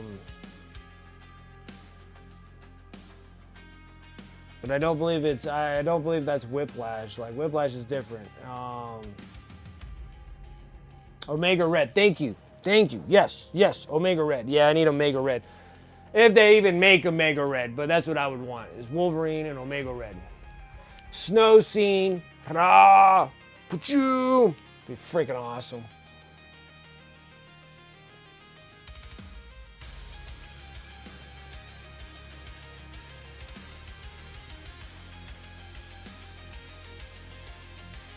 See, like, I don't know. Like, I don't know anything. Like, I don't know anything about Marvel Crisis Protocol.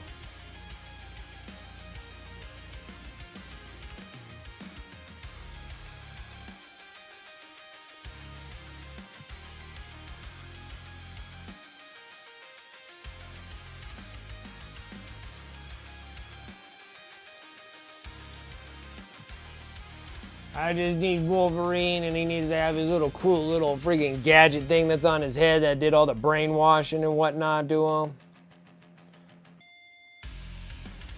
And the little water tank.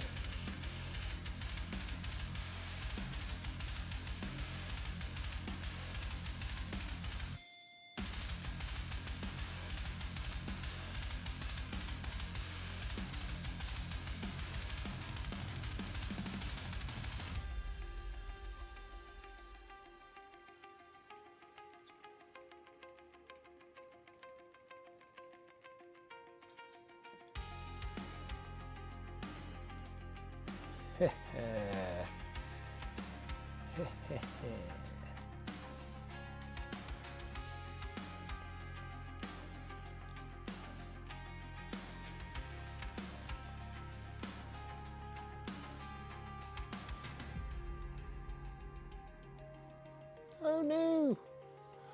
He's going down for the count.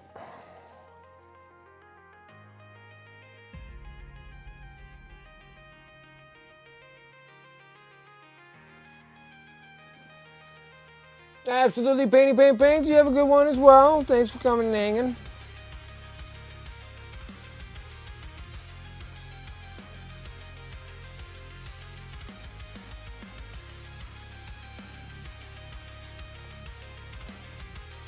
Painting these ridiculous cruel boys.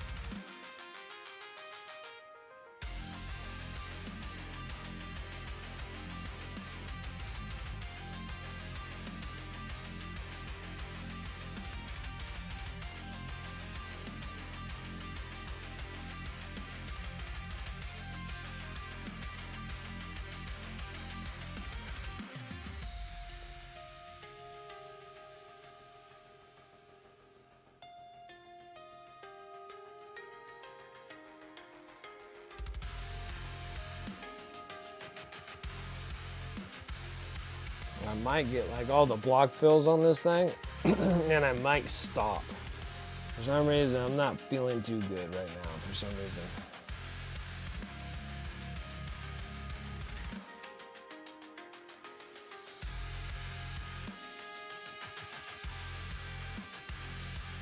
Like something's happening. Like I feel like I'm getting like super hot.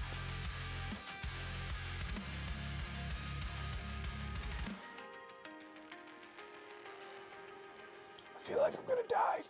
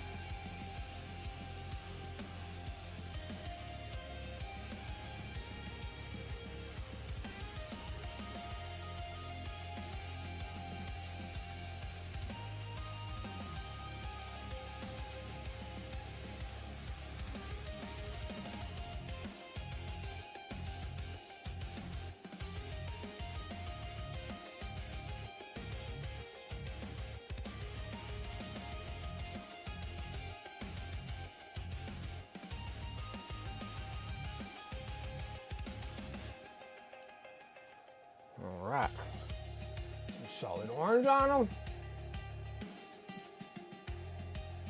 Dude. Armigers. Yeah, I'm trying to correct myself. Call them Armigers for freaking many years.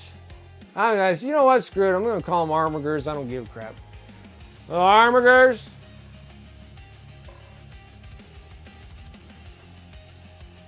Suck. Just because they're like so many more parts on them than like a giant knight. Like a giant knight like has like less miniatures than those little tiny dudes.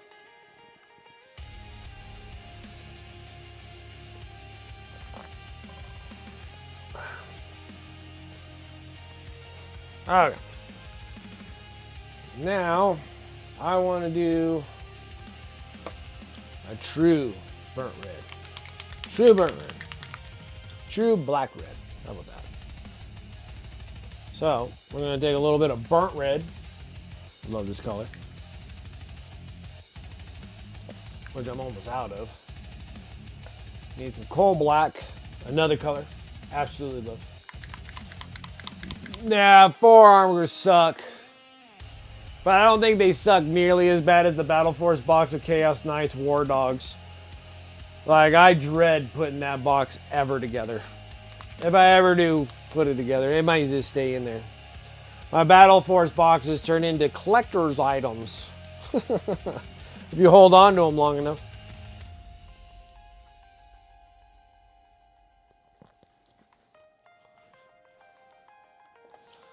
These freaking Battle Force boxes start turning into like freaking Lego boxes, you know? They're gaining value just sitting in boxes.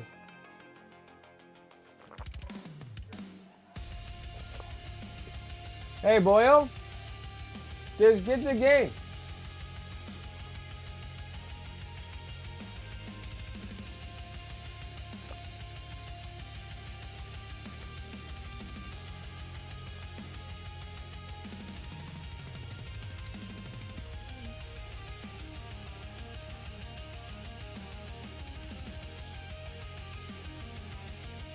A true black red.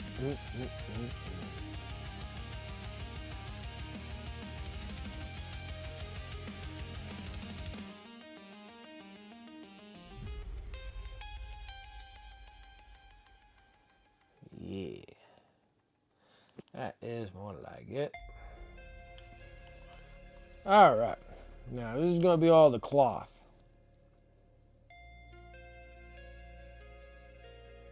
I just made brown. What I gotta do? Oh, get some bull pyro red in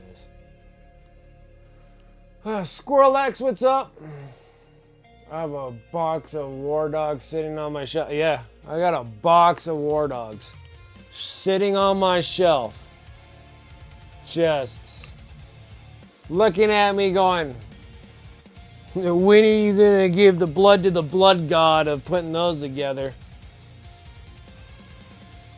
How many of those things are gonna stab me, poke me? And they have like 50 more pieces than your normal Armiger.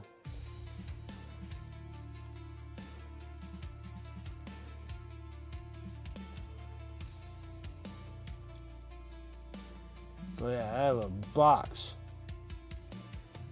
of War Dogs. Just ain't the only box that's staring at me. I got a million boxes staring at me. I got freaking heresy models that are just in there going, "You heretic!" Got Leagues of Voton dudes just like, "Come on, bro, what's up?" Got the Eldari. Just looking at me, just like, keep on looking, monkey. That's what the Eldari like doing. Calling all humans monkeys.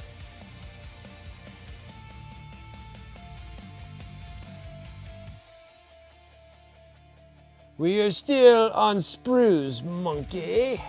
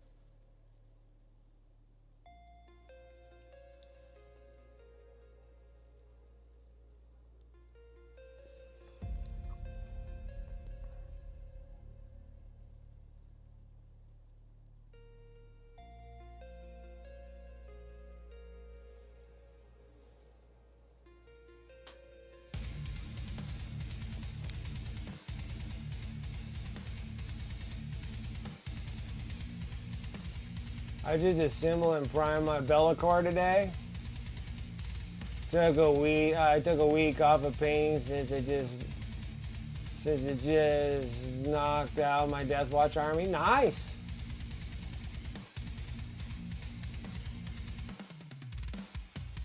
There's sites to get nice miniatures to FDM print.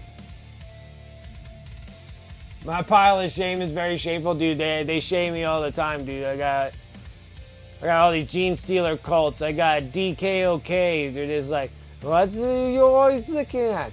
There's plenty of us to do.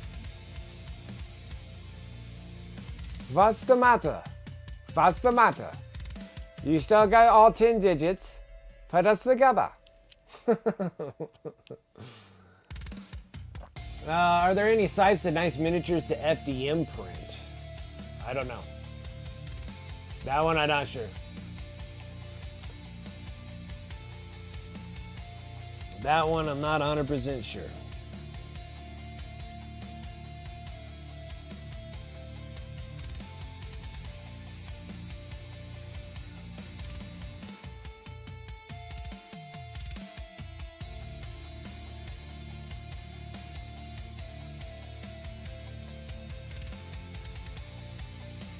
Because I know, like, because I'm not sure, does an FDM printer still run off of STLs? Because if they run off of STLs, then if you're just looking for miniatures now, to get nice miniatures, you'd probably be looking at, like, my mini factory. I get a bunch of miniatures, a bunch of STL files, but I don't know if STL files are the same, because I resin print. So I don't know if it's the same for FDM printing. I want to say it's probably a different kind of dealio, I want to say. But like those miniatures are awesome. Like my mini factory, printing out. I think there's still STL files for FDM because I think I had STL files and when I had an FDM printer, but I was printing terrain and stuff. Okay. Yeah, so if you want like nice models like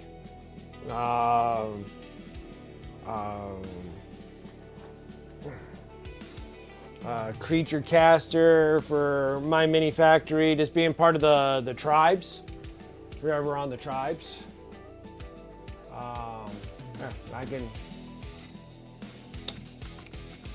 my mini factory.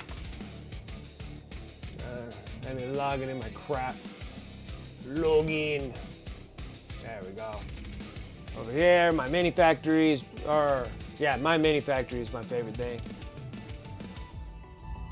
Rocket Pig does them for FDMs. Depends on what kind of miniatures you're after too. Here's my library.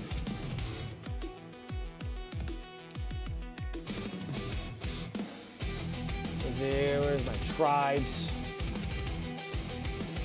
There, Bisterium. I love Bisterium miniatures. But I just don't know if they're gonna print well on an FDM than an STL. But I like Bisterium models. They always look awesome. Oh, dang it. Go back here. You know, I get Creature Caster. Creature Caster always has really cool miniatures. I never even look to see which ones are. I just have them. I just subscribe. They're like $10 a month. They give you a bunch of crap every month. But like these things are so cool. That's a 75mm. It's a monster.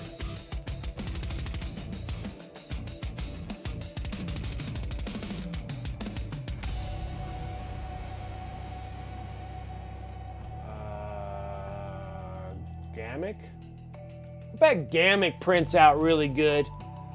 I bet Gamic would print out good FDM models. Because you got like tanks and stuff like that. I don't think you can go wrong with getting them FDM. You would just have to make your own supports that hook onto them and stuff for that for FDM. Because with their pre-made ones, they have them meant for like resin printers, so they have like all the little things on them. But Zagnog has some really cool stuff. I mean, like, look at this thing. This thing's freaking awesome looking. If you're into Tyranids, or Tyranid such things, you're into some chaos stuff, but I feel like that would actually print out relatively decent on an FDM, I would imagine. Or whatever the heck this thing is that came from Starship Troopers. Have this thing with a bunch of gooey thing on there.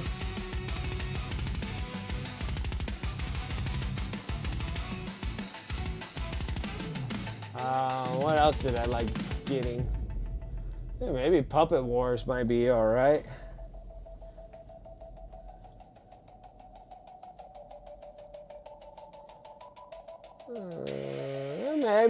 Maybe. They're kind of big and blocky. I think it would probably work. That's Puppet War. Zagnog. Creature Caster. I still love Bysterium. Bysterium's like so freaking awesome. I love these models.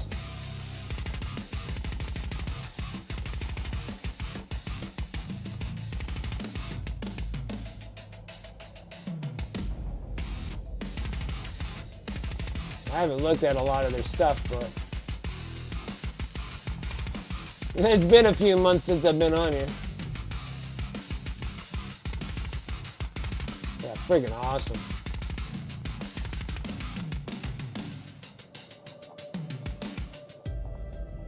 And Creature Caster always gives you kind of like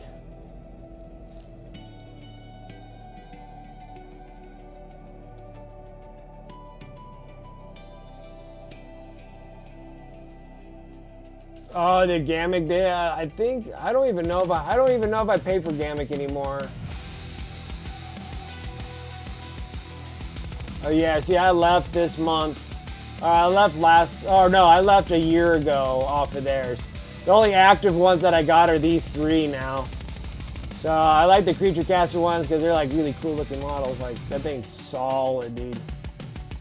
And I'm a big fan of the nudity, so I always love that stuff. I love painting it and everything. Big fan. I mean, these things are freaking ridiculous.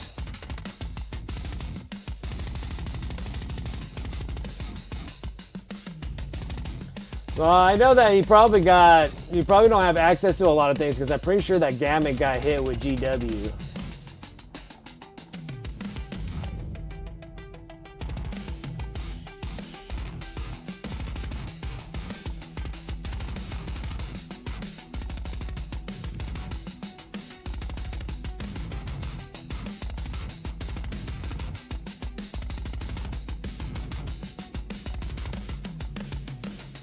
This thing.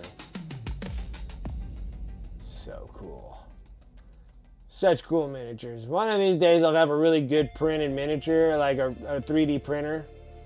Because even these things look really cool too. Look at those things, nasty things. Nasty trolls. What's this do? Super cool. Be all for that.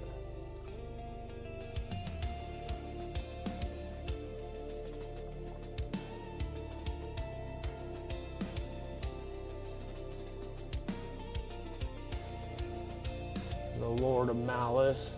I love it. Yeah, so I haven't seen like any of the new stuff that they dropped. That one's kind of cool looking.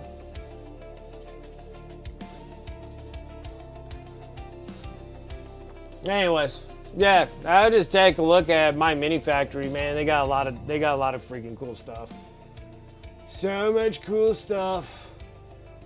So much that I don't have.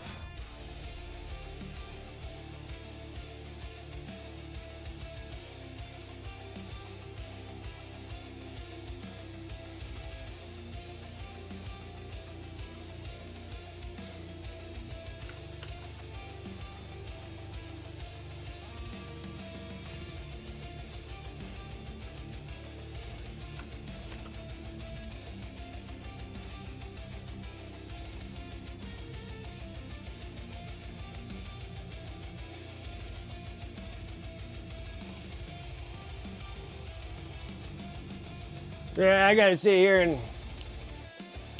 I wish, maybe one of these days. I mean, I've been streaming for 5 years. I need a little bit more. My eBay store does pretty good. I have to be consistent on getting more products on eBay. I'm trying what I can because I would love to do this full time. Let alone just paint miniatures. I love to paint canvas, and I have like a little foot in the door for the canvas painting gig.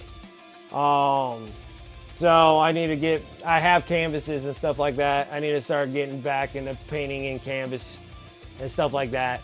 And things that I like to paint and whatnot. And start doing those. And I would love to be a full-time painter all the way around. Like all well-rounded.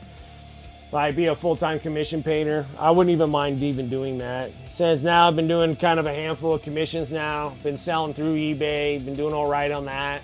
Still just not enough to take place of my job. If I can do enough, and I think like the big kicker would probably lead me a little bit better if I started competing again. So I'm thinking that I had some setbacks in the last couple of years. So I'm hoping to be able to step my foot back in the ring again and start competing with everybody again, and hopefully be able to score.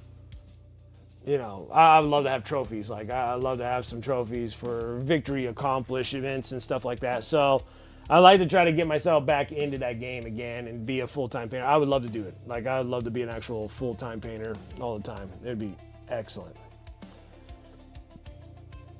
I'm not too thrilled with the job that I work at.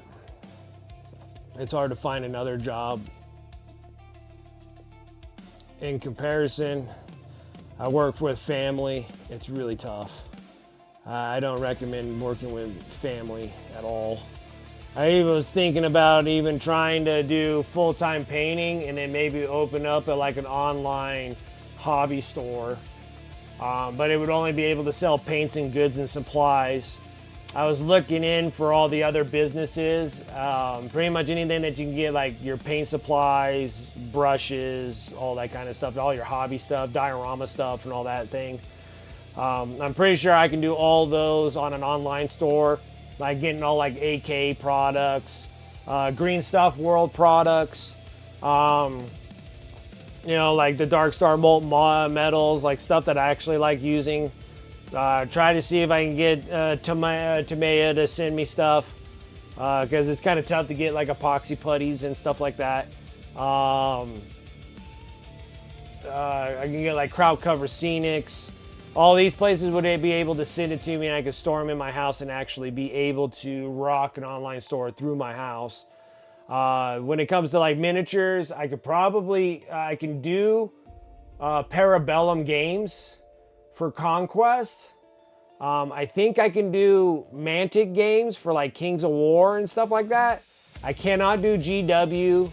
I cannot do cards like Magic the Gathering, Pokemon, yada yada, you name it.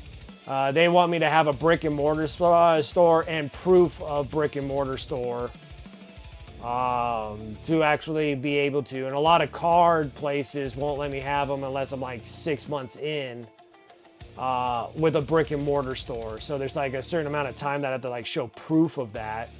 And it's too expensive where I'm at to even get a hobby store. Rent's like a fortune, and then buying an outright place is over $1 million. So that sucks. So it puts a little bit of a pickle in there, but I think if I do online stores selling product goods and stuff, because like there isn't really a definitive place to like really buy certain products. I like to be able to kind of hone it all in one area. Yeah, what he did before he started doing his farming thing. That farming life, man, that takes up your whole life right there. I don't think so. I think I don't believe it's still going, and if it is, it's probably a weight of some kind, because I know that farm life it's a life, dude. Like, and I'm glad that he enjoys it so much. I'm really happy for him, because he talked about it for so long, you know. But yeah, kind of like what Duff was doing. He was storing those goods and everything. the upfront charges, I don't think they're like too terrible. I think like AK or Green Stuff World and stuff like that, I think I can. Yeah, I'm pretty sure that he did too. Once he moved to Florida and did his, when he's doing his farm life. I mean, he's like raising chickens and animals and farming and growing his own stuff and all that crazy stuff. Yeah, like I'm thinking about doing exactly what he's doing and what he did do, and actually have a whole connection of stuff like getting Dirty Down products, getting Tamea stuff, all the stuff from AK Interactive, a whole bunch of stuff from Green Stuff World, like have them like just ship me just tons of these things that I need. Not like don't send me like all the rolling pins, but I know like specific rolling pins that would actually be like really good rolling pins and utilize those things, and I'll be utilizing them on stream too. So like, hey, you guys can buy from my store, all this kind of stuff. So marketing wouldn't be too bad of a gig either, you know. I had a follow and then I lost it. Thank you, Slow Glass. Thank you, appreciate it. I appreciate it. Check your other wallet. Yeah, it was crazy. I was just like, okay, let me look at commercial properties. I'm like, just let me look at commercial properties. And there's a perfect one, like a great location. I love it. Like I love the area, I love the location and everything. It's a great location for having a hobby store, great parking. It's big store. I think it's like 5,000 square feet of a store. It's like a corner part, but it's like I can have ownership of that building at 1.7. 1.7. I was like, oh my God. Oh my God, it's so expensive here. It's so stupid expensive where I live. I'm like, ugh.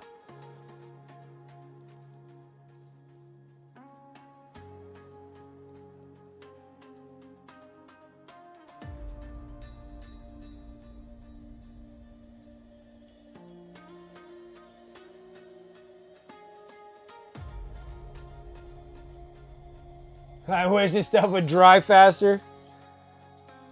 How's your guys' snow? Did it finally melt away, or are you still buried in 3 feet of snow?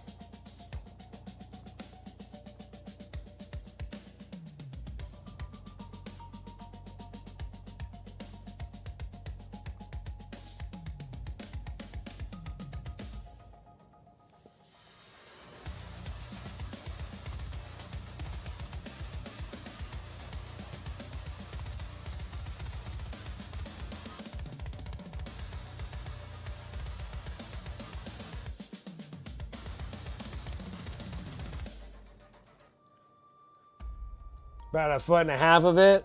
That's not bad. That's not bad. It melted pretty quick. Got warm temperatures. All them warm temperatures.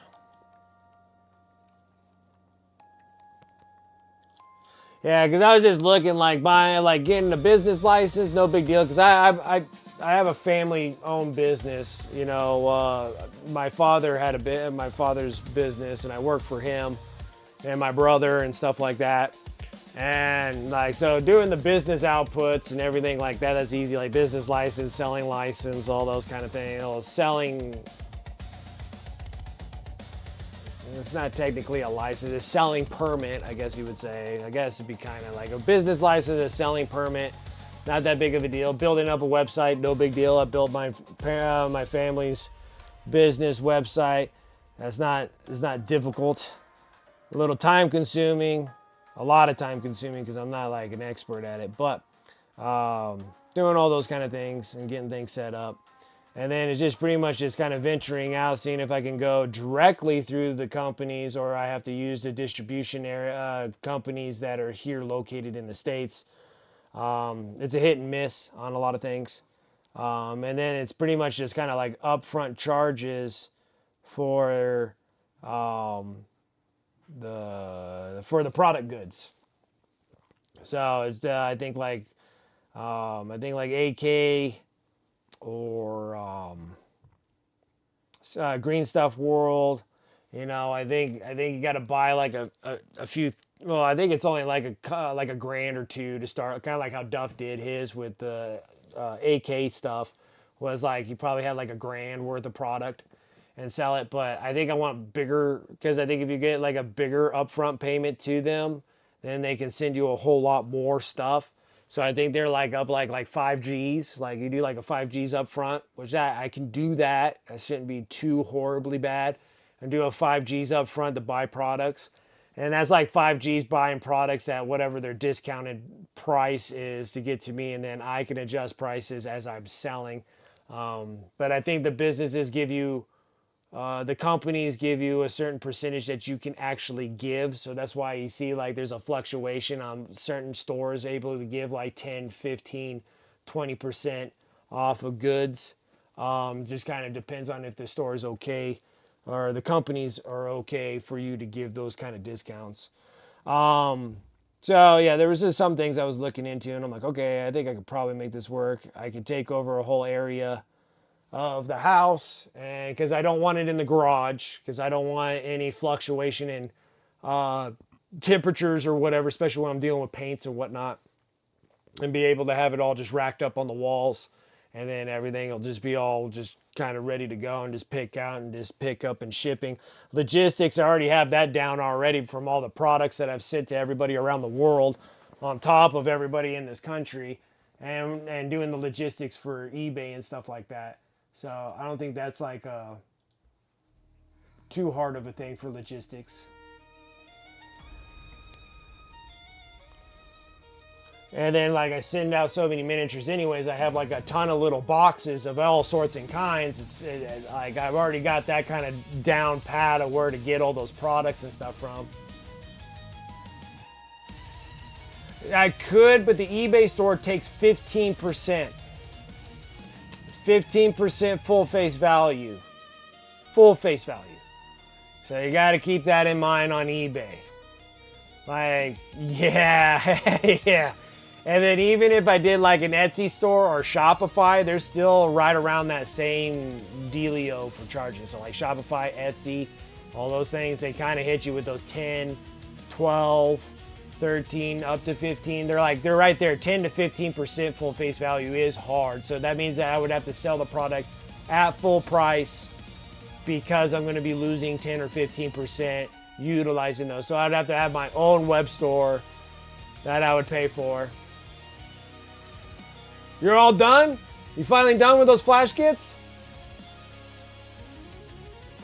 Now, selling through like Amazon's not a big deal, but then there's too much loss in Amazon. That's the reason why I probably won't go with Amazon in that instance. Just because return rates and everything else, and change mine, bought by mistake, blah blah blah. And but you get the you can utilize their stuff real easily for their logistics and stuff of getting stuff shipped out, but it's not that hard of getting like Shippo or Easy Post or Pirate Ship or whatever, you know, shipping place, and then pay for a subscription. You get really discounted shipping things. So if I say like if you buy $100 worth of stuff, Easy can give a free shipping, piece of cake, you know. I have like everything set down. I just need to just do it, I guess. Now you got all the weapon sprues cut out? Ugh.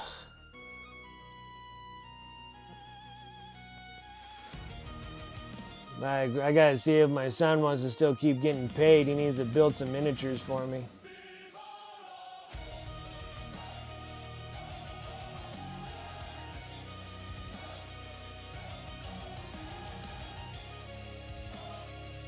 He makes quite a bit of little extra side hustling money for sure, building miniatures for me. Because I give him 10% of the sales of miniatures that he built, so.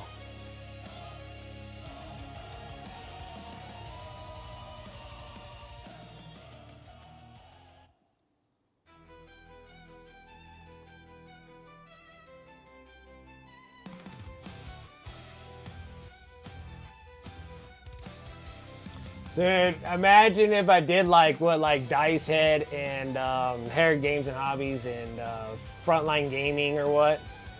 where they do like they have like a trade-in. And boy, man, imagine if I threw a trade-in deal on my website. Be like, I'll do trade-in for cash. Put like an extra 20% if you want a store credit. But that's only if I'm able to have a brick and mortar store. If I had a brick and mortar store, I'm going to do that. For sure. Because I'm like, let me take these miniatures. That'd be like eBay. That'd be like Casey from eBay Miniature Rescues. Like just coming straight directly to me. I'll be like, I'm gonna mess with these guys.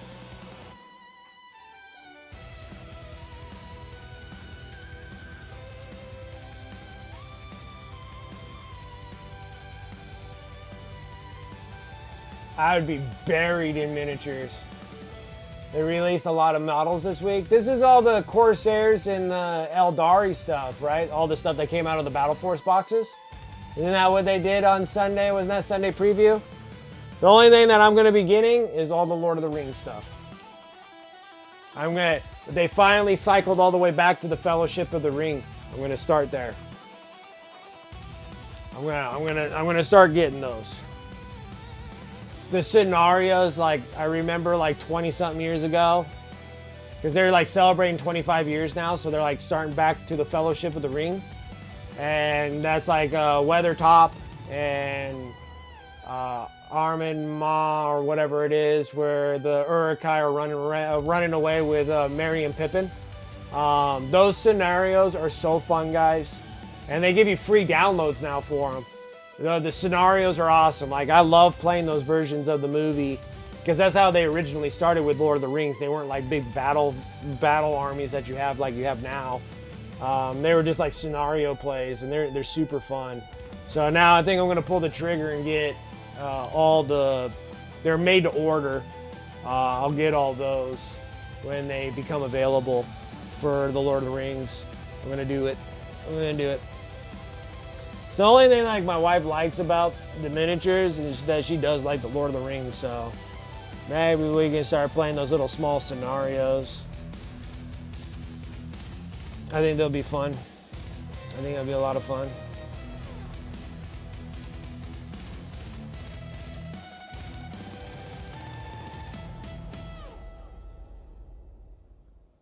I should take the other box that I have, and that's like the Battle of whatever that area is inside of Moria, where they go inside, and then Pippin knocks the thing in the well, and then you get attacked by a bunch of goblins everywhere. Before you get to see whatever that big demon dude with the whip. I forget what the hell his name is. Oh yeah, and they got the new Tau the new Tau miniatures. They're cool. Yep. Orc. When did they come out with orcs? What was in orcs? Tyranids. I know the Tyranids. They came out with the other winged dude. Eldar, Red Corsairs, Dice, all the combat patrols, including the Night Lord one. Yeah, the Night Lord one is cool. Yeah, the duo of the Tau.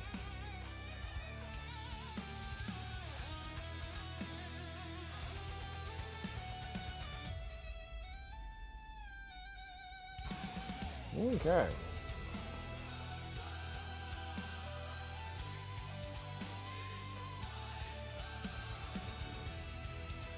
Need them, want them, must have them? Absolutely. Especially for a Tau player, man. I think they might be pretty good, too. A little bit of Dark Umber.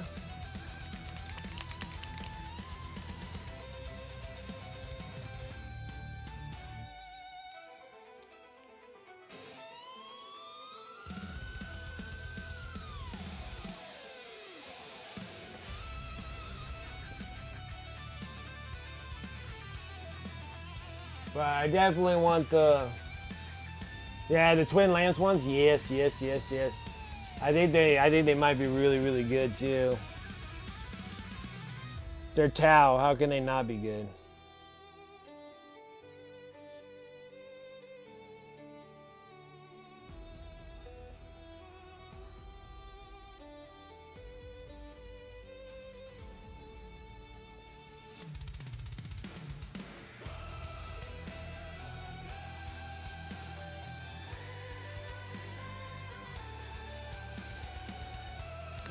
Something about this freaking song hits a little bit better than all the rest.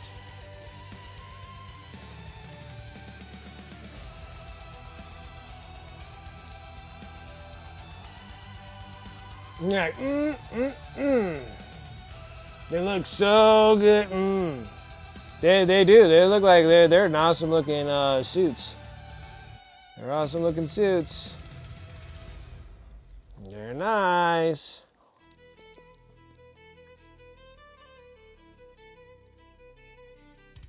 And they kind of almost have the color scheme that you already have, Nifty.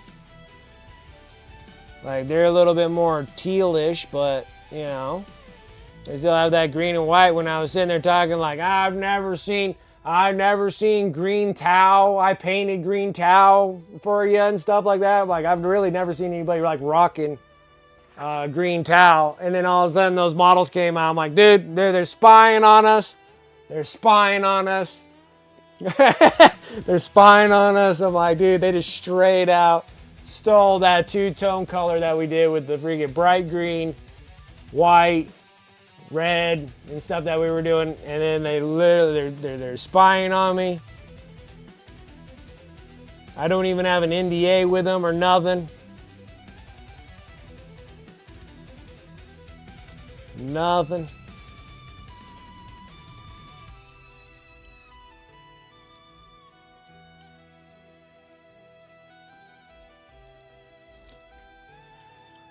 And then they're just like, oh, look at these green and white towel. I'm like, you son of a guns. Never seen green and white ever, ever. They're all white, orange, brown, taupe, whatever color that you want, but green.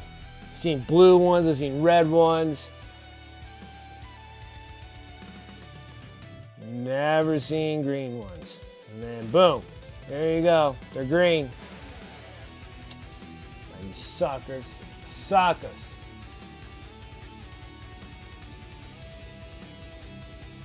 No, they're for pre-order this coming Saturday. Pre-order for this Saturday.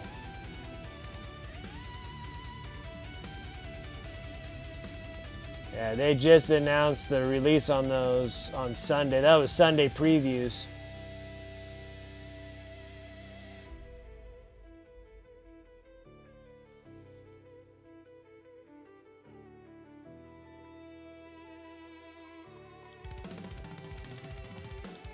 So yeah, they're just gonna get released. Fresh and new.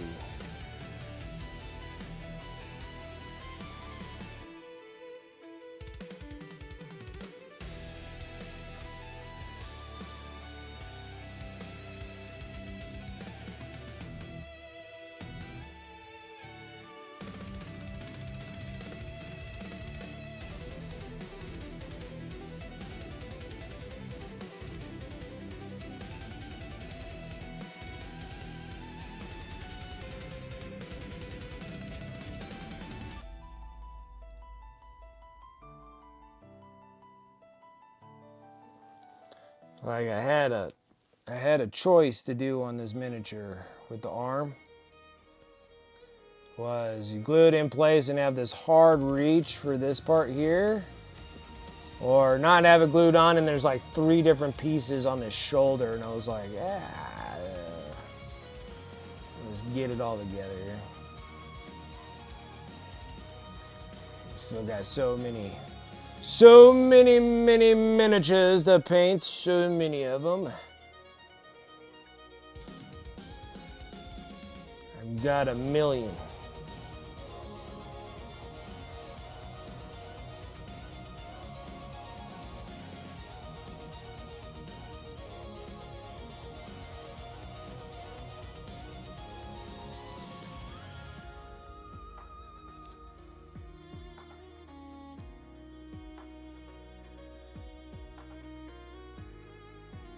Oh, you need the stealth battle suit, the Battle Force box, that newer one that just came. Wasn't that a Christmas box? I can't remember now. I know which one you're talking about, but yeah, they have the Crisis battle suits in them.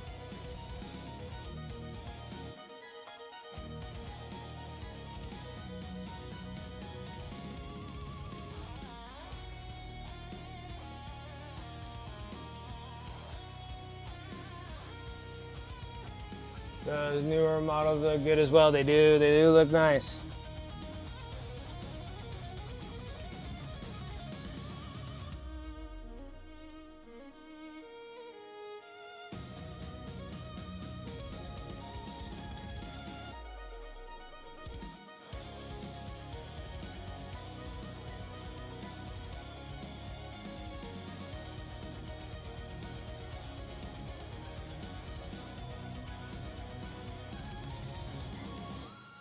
I almost got this dude all blocked out. He actually does have quite a bit of armor on him, so we might be doing quite a bit of non-metallic metal here for some bit. For a bit. Alright, there's one thing I gotta do. I'm gonna hit this part here.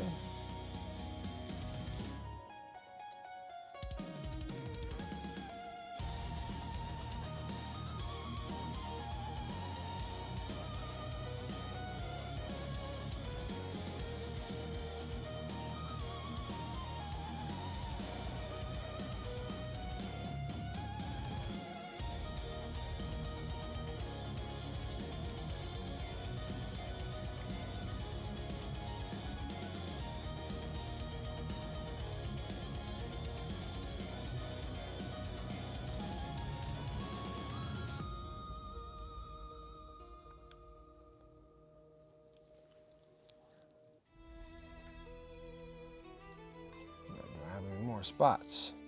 Any more spots want to give me grief over anything? I paint these things brown, but they don't mean nothing.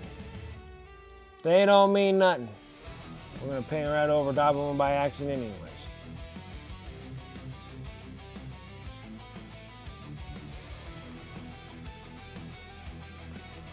Crap.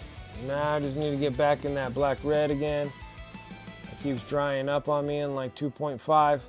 Don't have enough water in this water palette to keep everything kind of smooth.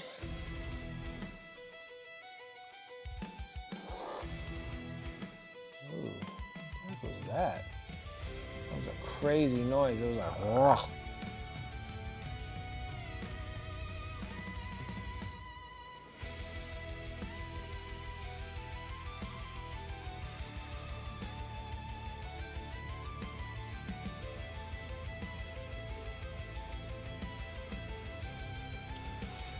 Yeah, I think like this week, I think the only sad thing I got is I think I might only have just one bike set of Raven Wing done this week. The Raven Wing, a little different than Necrons, no, different than Necrons.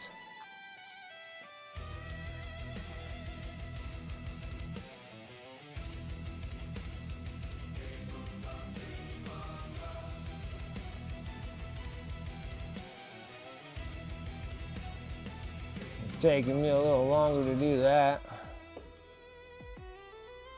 That's what I'm talking about right there.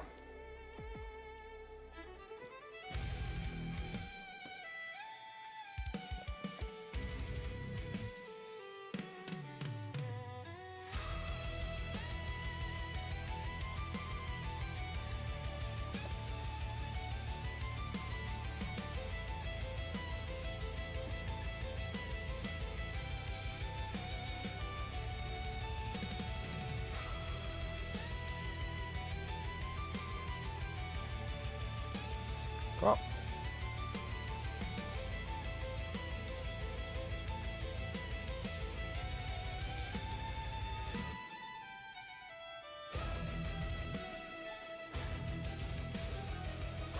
They always have to rock these awesome red shields.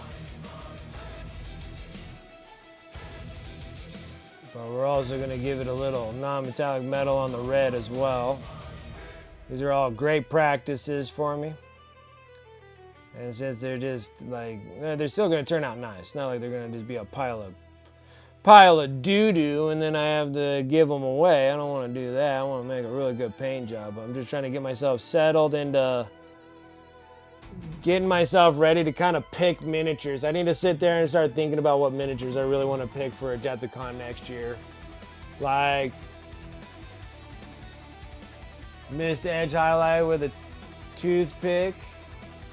Had just cleaned the brushes. Oh. See, there's an issue there. See, you wouldn't have to worry about that, Jack, if you just didn't clean your brushes.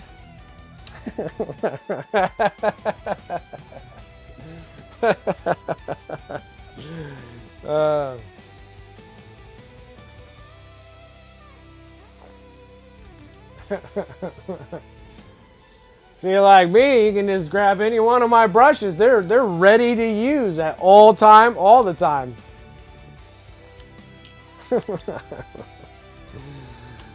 All right. That is a good block fill of a miniature right there. That's a good block fill. A good block fill. Now I know what all colors are going to be.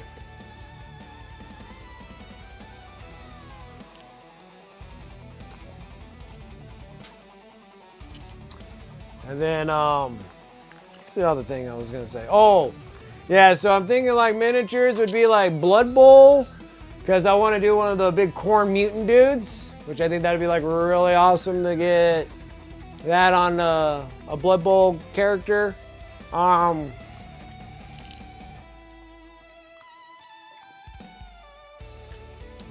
Necromunda, I have some Necromunda, but there was like a Necromunda miniature that I like really like. I can't remember what the heck I don't even know what it was called or whatever. It was a really cool looking miniature. Maybe a Necromunda. In like an old world miniature, because I got so many cool old world models. I think it'd probably be a lot of fun to kind of mess around with like an old pewter one where I have to like grind it out. See, I need to get the tip bits for my WoW stick that has like the jeweler's burr bits. I think that's what they're called, like burl bits, where like they shape like jewelry and stuff. I just need a small shaft that can go into that WoW stick, and then I can sit there and like boom, boom, boom, boom, boom, and like start making some more detailed stuff on like the pewter stuff. Just don't know exactly what I want to do. I don't know if I want to do like one of the Chaos Trolls. Or the Chaos Dragon would be really cool. Be a big heavy piece of pewter that we would have to kind of chop it, make it do something different than the actual pose that it does. So like an old world model would be kind of cool. I may get the thing sketched out for the Harbor of Decay guy, but it might take too much. It may take too much time. Maybe. And then I almost feel like picking up a couple of those boxes of Legion Imperialis stuff. So then you can do the miniature scale ones. I think that'd be a lot of fun too, to do one of those. Then do like a single 40K and a single. So if I do a single 40K, single Age of Sigmar, Blood Bowl, Old World, and Necromunda. That'd be 5. That'd be 5 areas. I have to look. I feel like there was more. I feel like they had like a buttload of categories. Let's see. Let's see here. Golden, Beeman, 2026. What are the categories?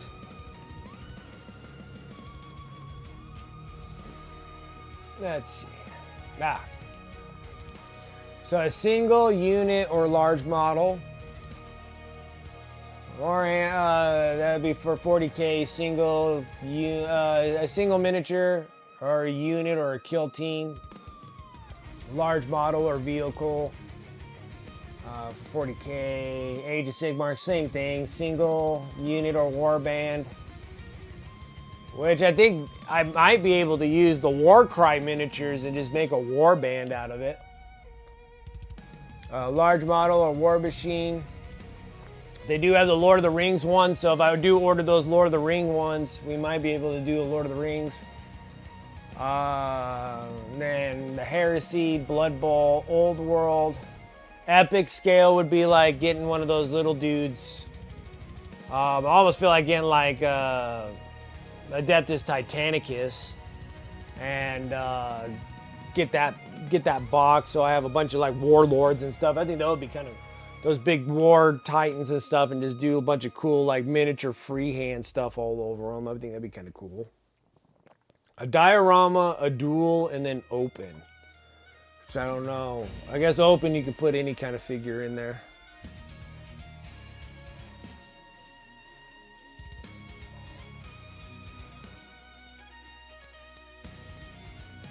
Not sure. Okay. So I need a single 40K, a single Age of Sigmar. I want to do something like easy, which would be nice.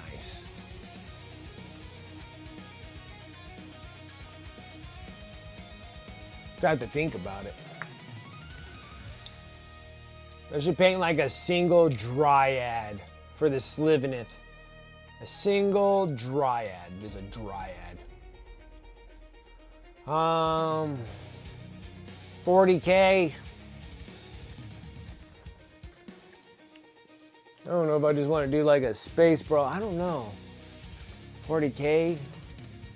Maybe I'll do like a. Ooh. Uh-oh.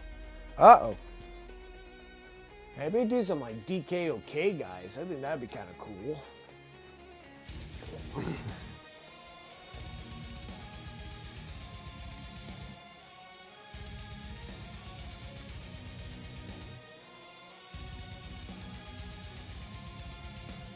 Maybe. Just maybe.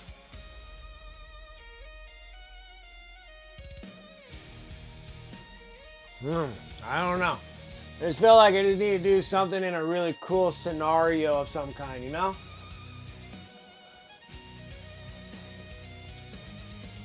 What is that? Sangita? Sangita? Hello, how's it going? What's up, what's up, how's it going? I was working on this dude.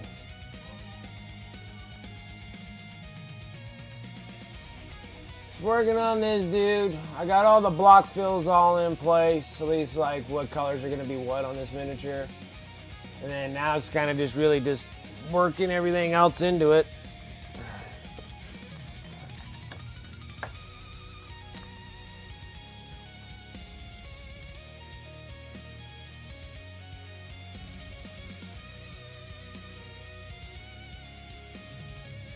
Alright, so let's work on the green skins a little bit more here. Do I have water in here? Cool. I do.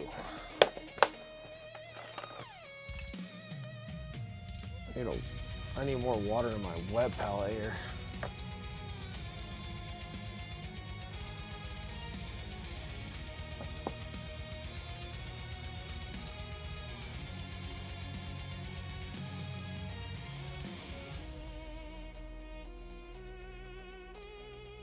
Alright, now I can kind of get some stuff done here. The wet palette was dried up. Need some waba. Okay.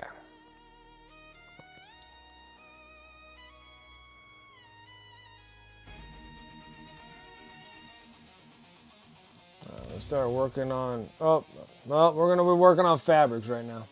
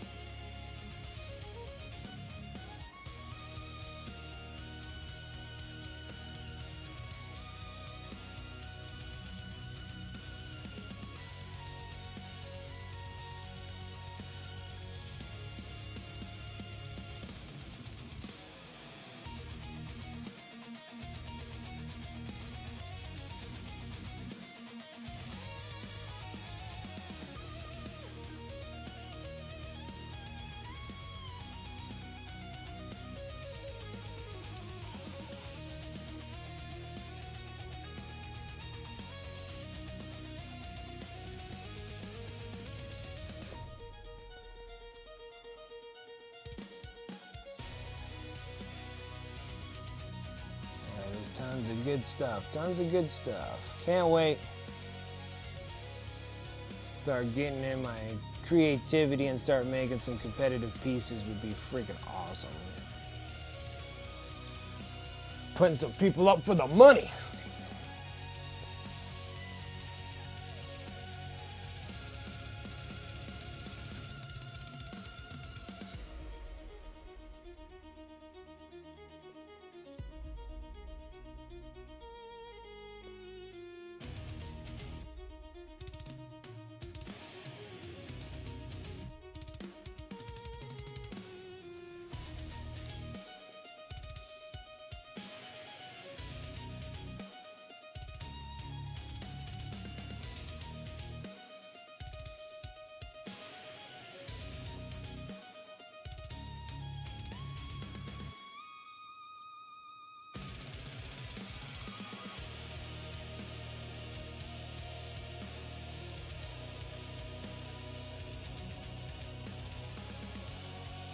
But yeah, I think it'd be just awesome. I think I need to start taking some of my old world dudes.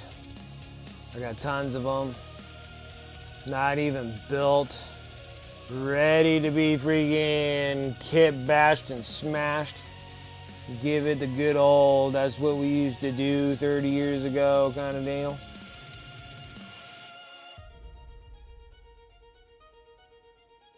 Oh. You know what? I'm going to be 40 years old in May. Isn't that... Oh my goodness. Where did my 30s go? Holy smokes.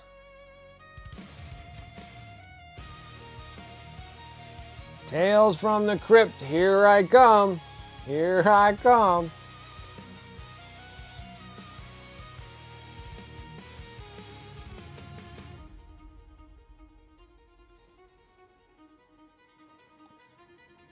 What's up, 46? How you doing?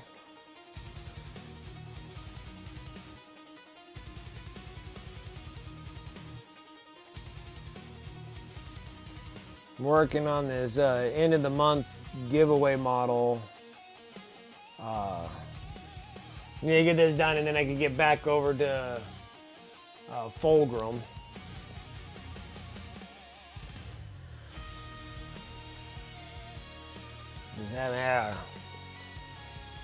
Have to take breaks in between these things. I'd love to get more Fulgrim done, but I got practically the whole bottom half of Fulgrim done.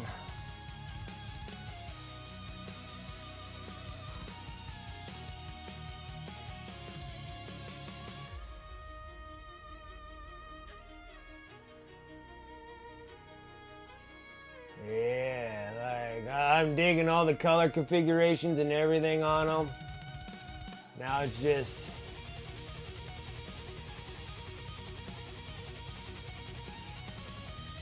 just hunted it down with those like true metallic golds, dude. I was using those Dark Star molten metals. Like I was using this stuff. Dude, these days cover like a pro, man. Like these are hell of a freaking metallic. Like they're crazy metallic. They're great. Oh, they're great. So they're like, man, these things are awesome. I had them on my shelves for like 100 years, dude. And just like, oh, I guess we'll give them a shot. Let's see what happens. And, oh man, they're like crazy bright, super shiny. Looks like I'm literally painting with just that. Like I was painting like gold and stuff, like real gold. It was pretty intense. It was nice.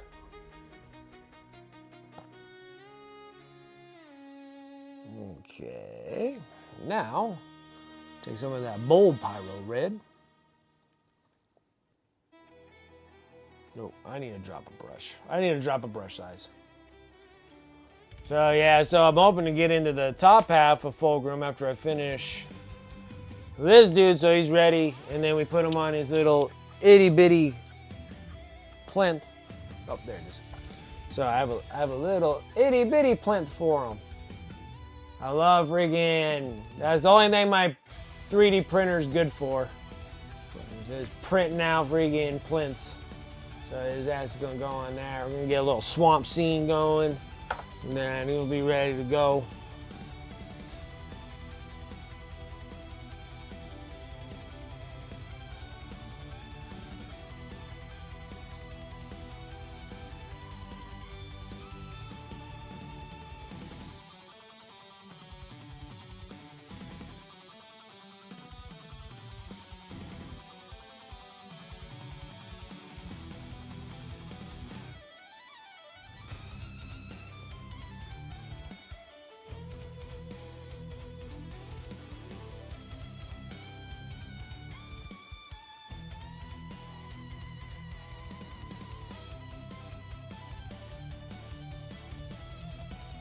I'm like, if I can stay on top of my eBay game and then get some of these debts and stuff of my hobby things paid off, should be able to go to 2027. So next year, not this year.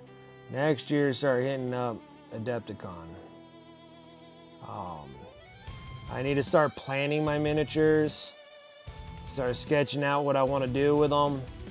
See if I can do at least at least four categories, like really good paint jobs and really good freaking bases. And then, because I think like getting hotel rooms or whatever from Adepticon happens in like June or July. Let's see where I'm at debt-wise by then. So I need to really manage myself, guys, and not buy any freaking miniatures.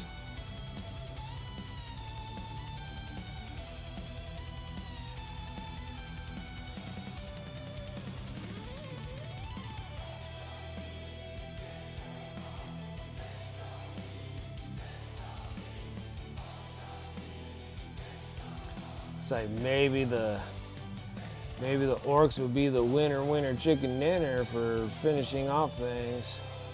Working on the Raven Guard, which I don't have that many. Not Raven Guard, Raven Wing, sorry. Raven Wing. Get the Raven Wing Dark Angel stuff done. Get those things posted on eBay. I'll have like one unit, so I'll have one unit of those Black Knights on there next Monday. Maybe have 2 units of them, and then I just have the command unit.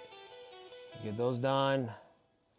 And then I have to get the Talon, the Raven Wing Talons.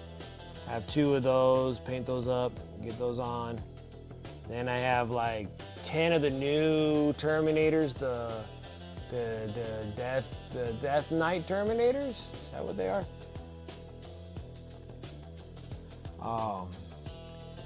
And then I have 5 of the old school of the OOPs.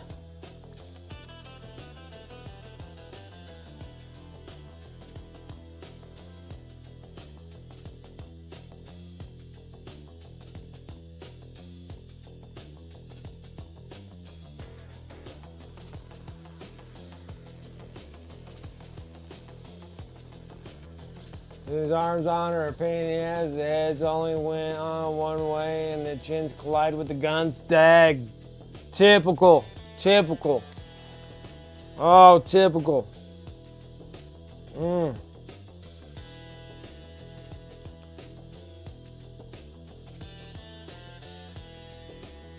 That is like number one thing that happens on most of the orcs I put together. Freaking stupid guns. They got these big old giant chins in the way. And then literally the freaking thing goes up, they're just like this. Like they even have it in their hands and they're just like, ugh, they're just such a tight miniature. Oh.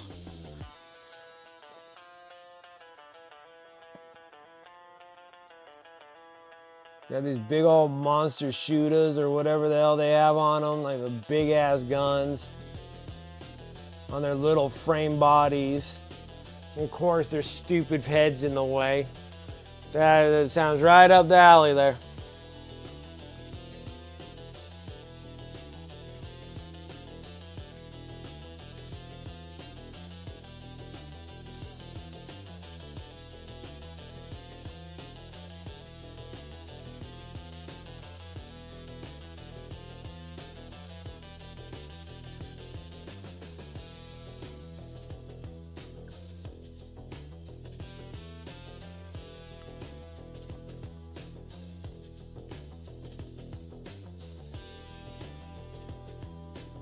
Oh, I missed a spot right there. Talk about a pain in the butt.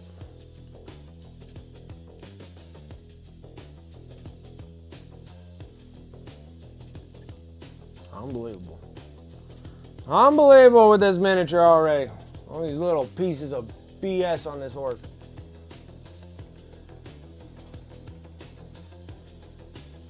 Might be how I did my gun options. Had a few guns with a sight rail bit.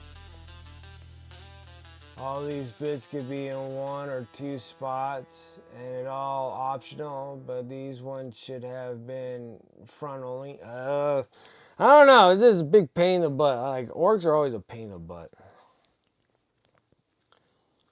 They always are.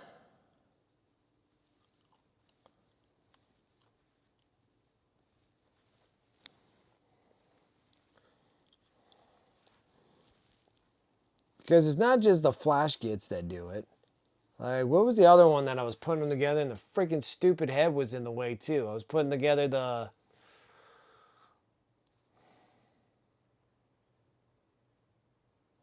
Ludas? I think maybe the Ludas, their heads were in the way. Was it the Ludas? I think it was the Burnas, because the Burnas, they have them down low. The Ludas is where the thing goes over top of them like a cage. And their stinking heads were in the way. What else was I dealing with? The stinking orcs and they were doing that.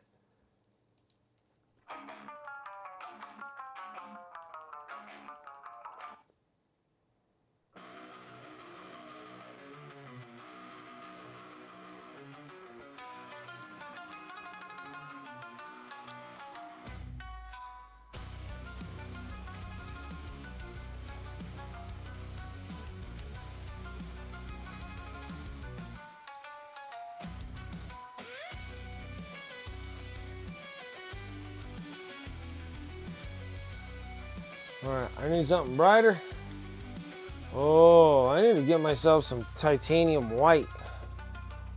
God, I swear I had another bottle of this stuff.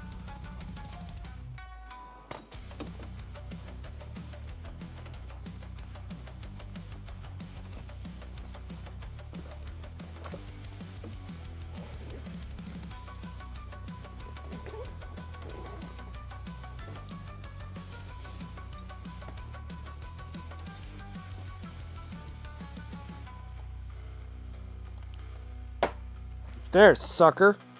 I know I put it somewhere. Right there, suckers.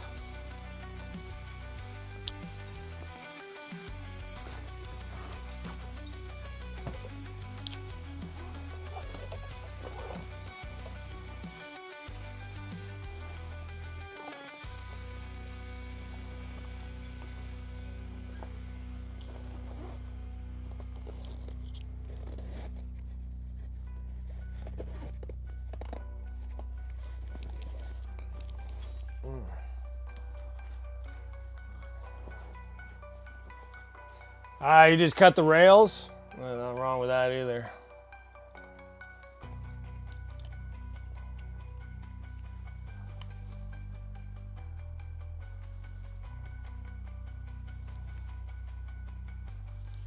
Tell me there's nothing in here?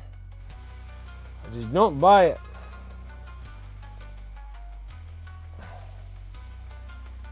There's nothing in this thing? Oh, there it is. It just doesn't want to come out of the thing anymore.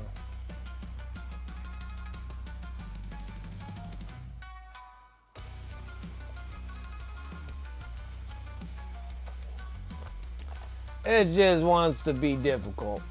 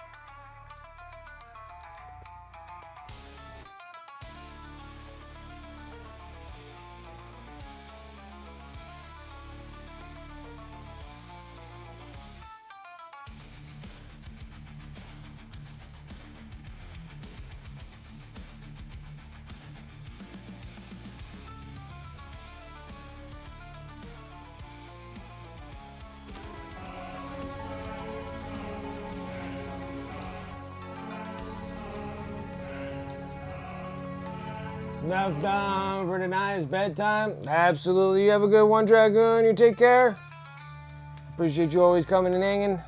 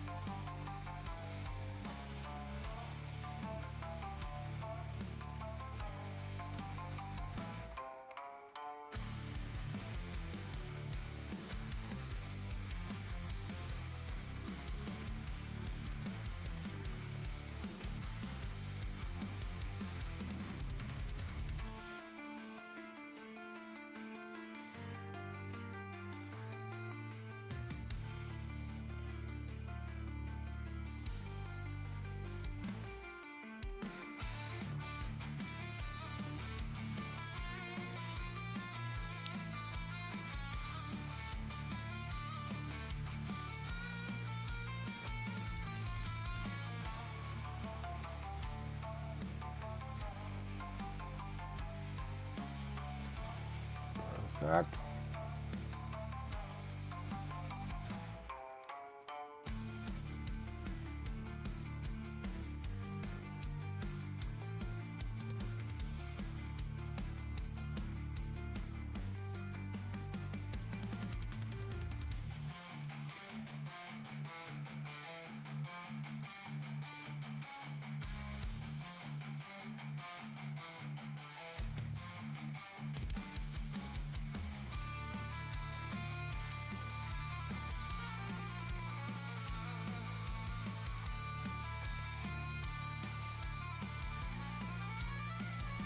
Making it swampy.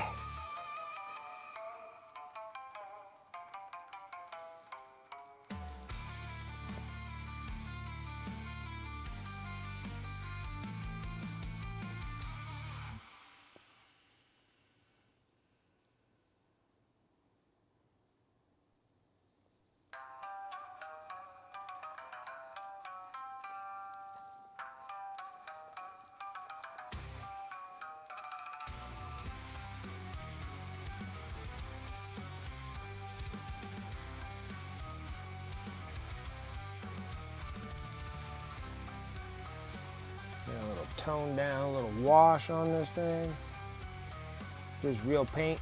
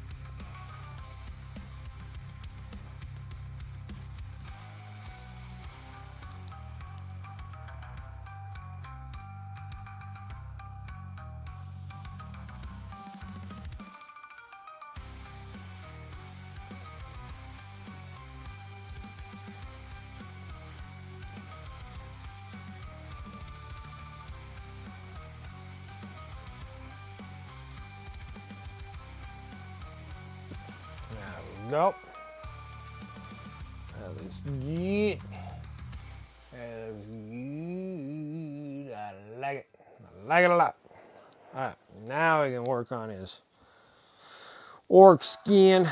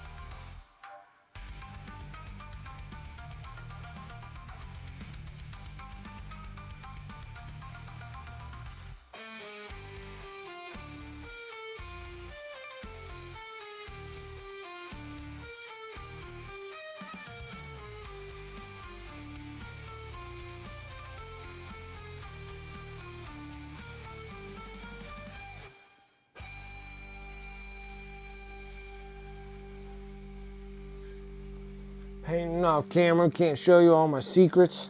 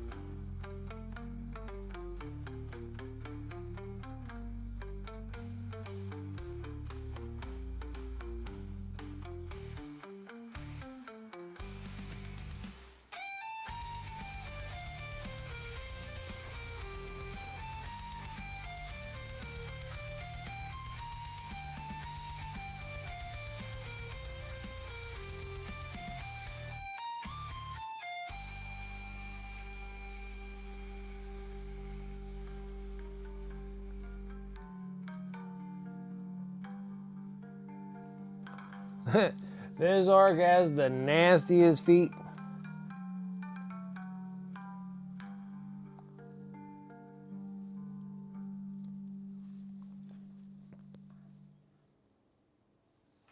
Like, just nasty.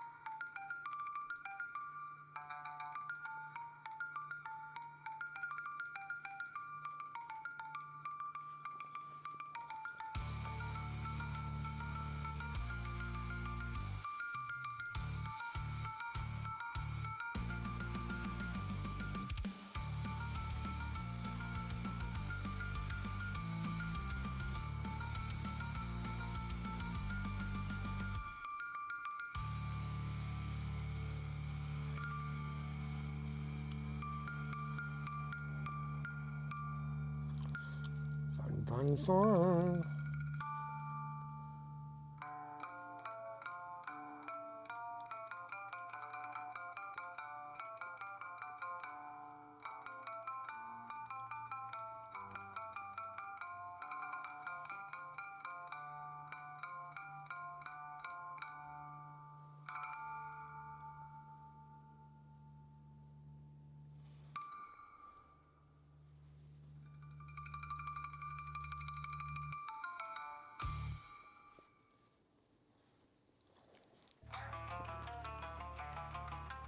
Gotta get them greens, gotta get them greens.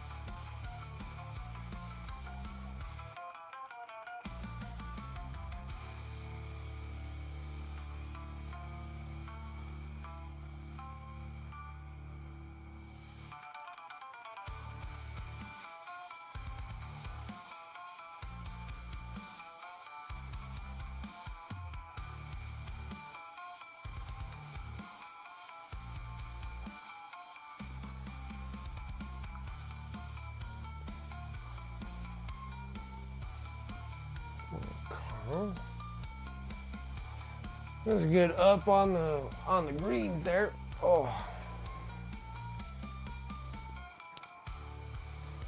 I think I might cut my stream like an hour short, so maybe I'll just give myself another 30 minutes, guys.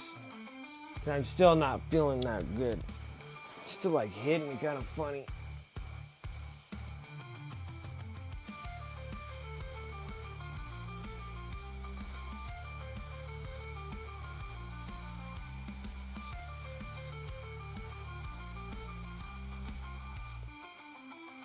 Yeah, I haven't been sleeping good at night. Been getting back into work again, and that's been just wearing on me too since I've had like 9 weeks off.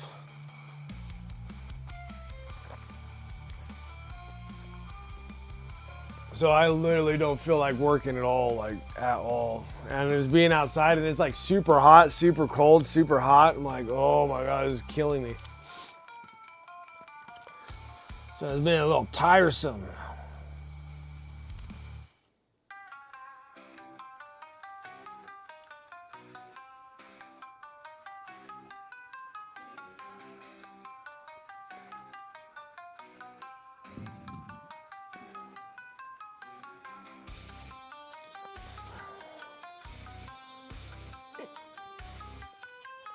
Yeah, it's just been kind of tough lately.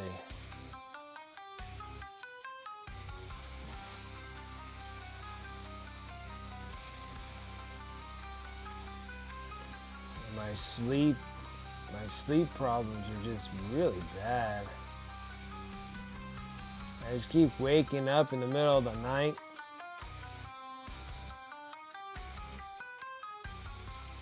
And like having a hard time going back to bed.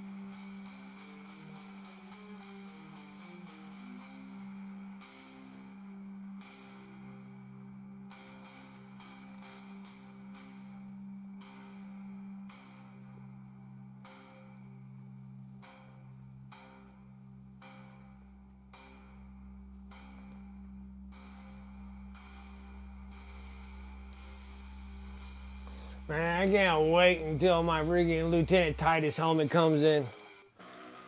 Oh, freaking wear that while I'm painting stuff. Probably can't see anything out of it, but now I just need to be able to get like a voice changer to go inside the helmet and then be good to go.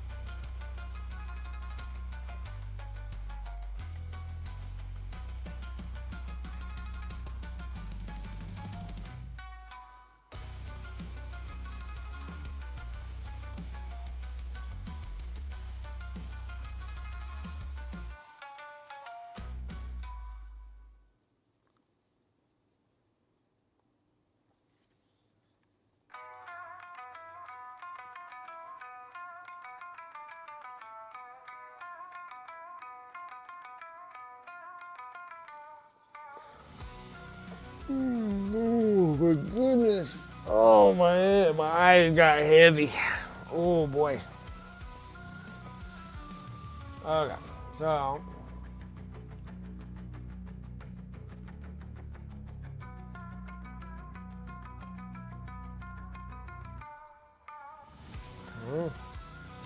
okay.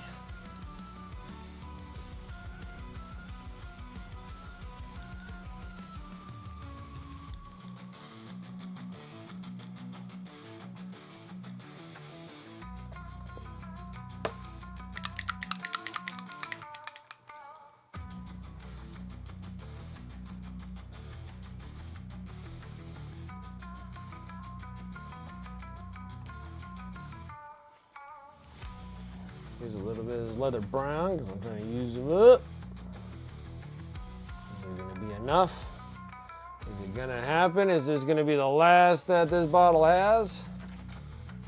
This is it.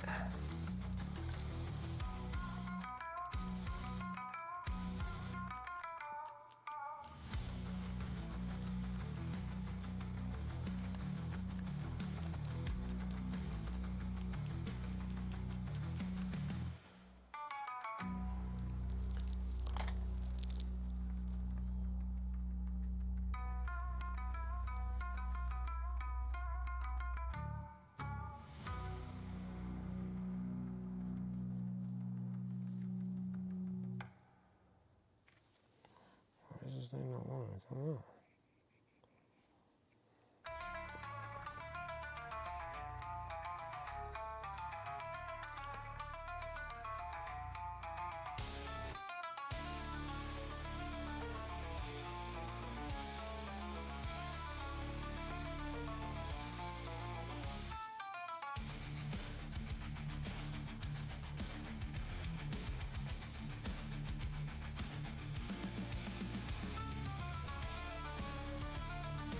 Alright.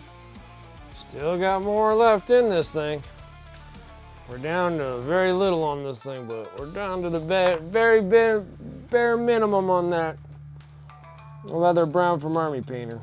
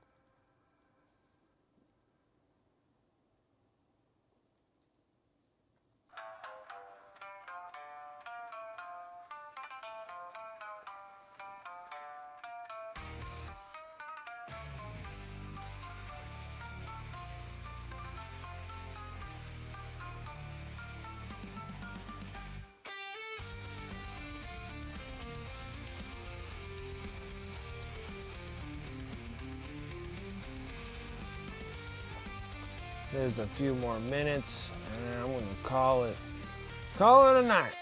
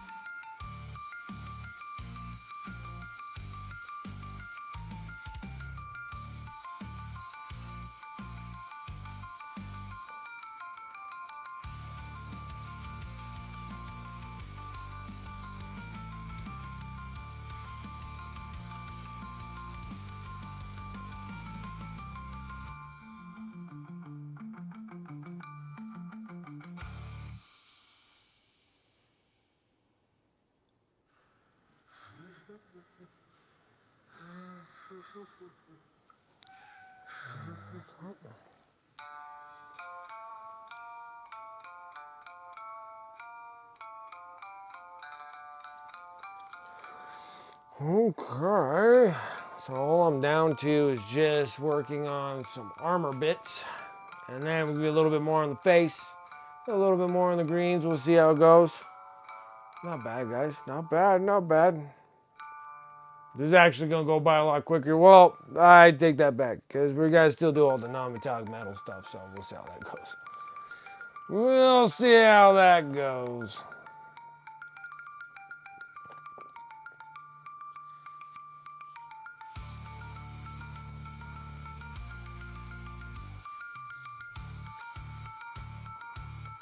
Pick my colors here.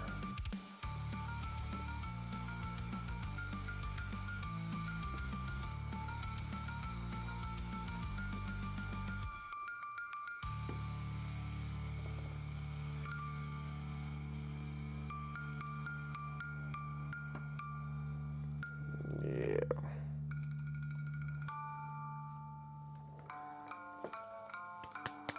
Looking good so far, right?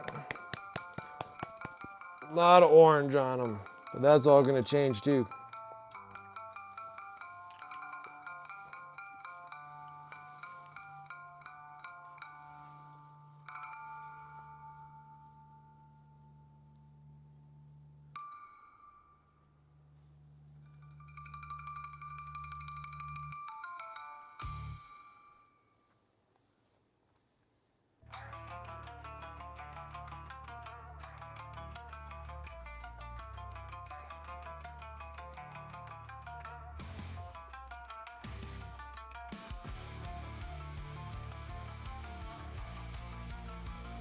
Actually goes right over top of that orange really well. Okay.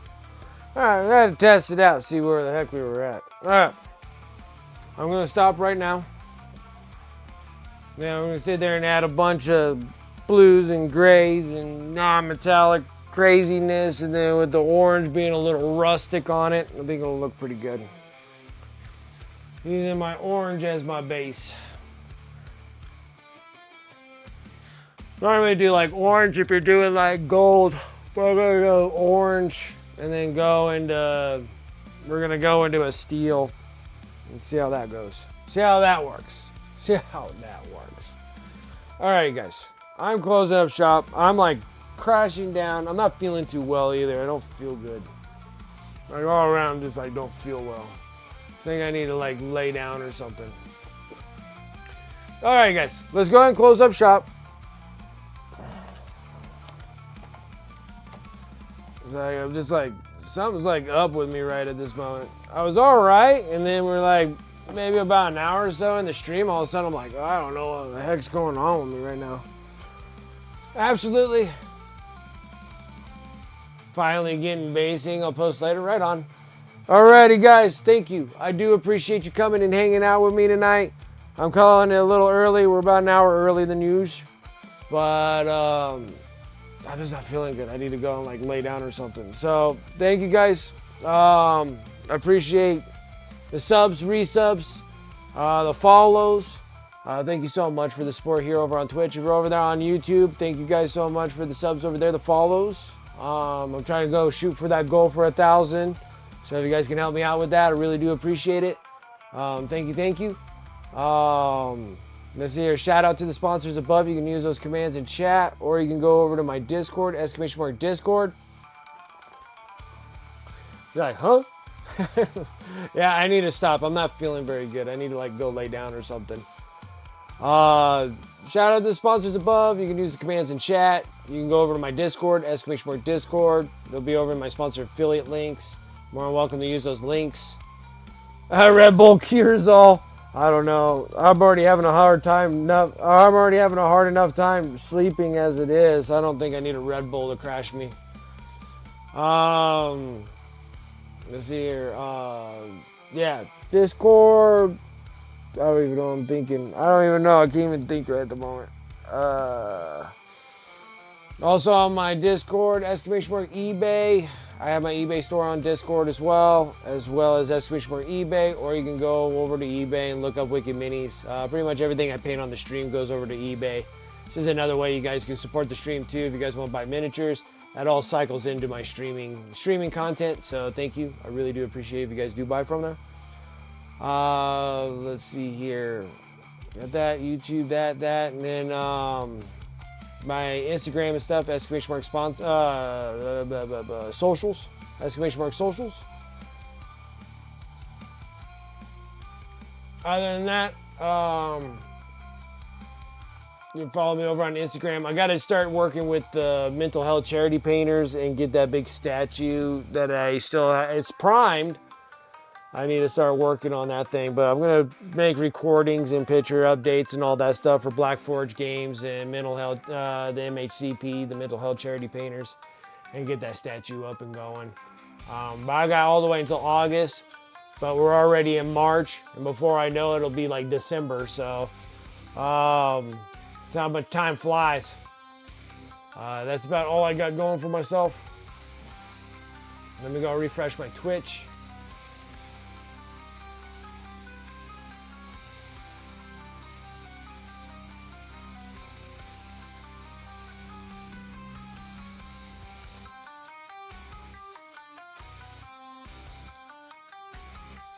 All right, let's go over to Daddy Kelp. It used to be Beardy Kelp.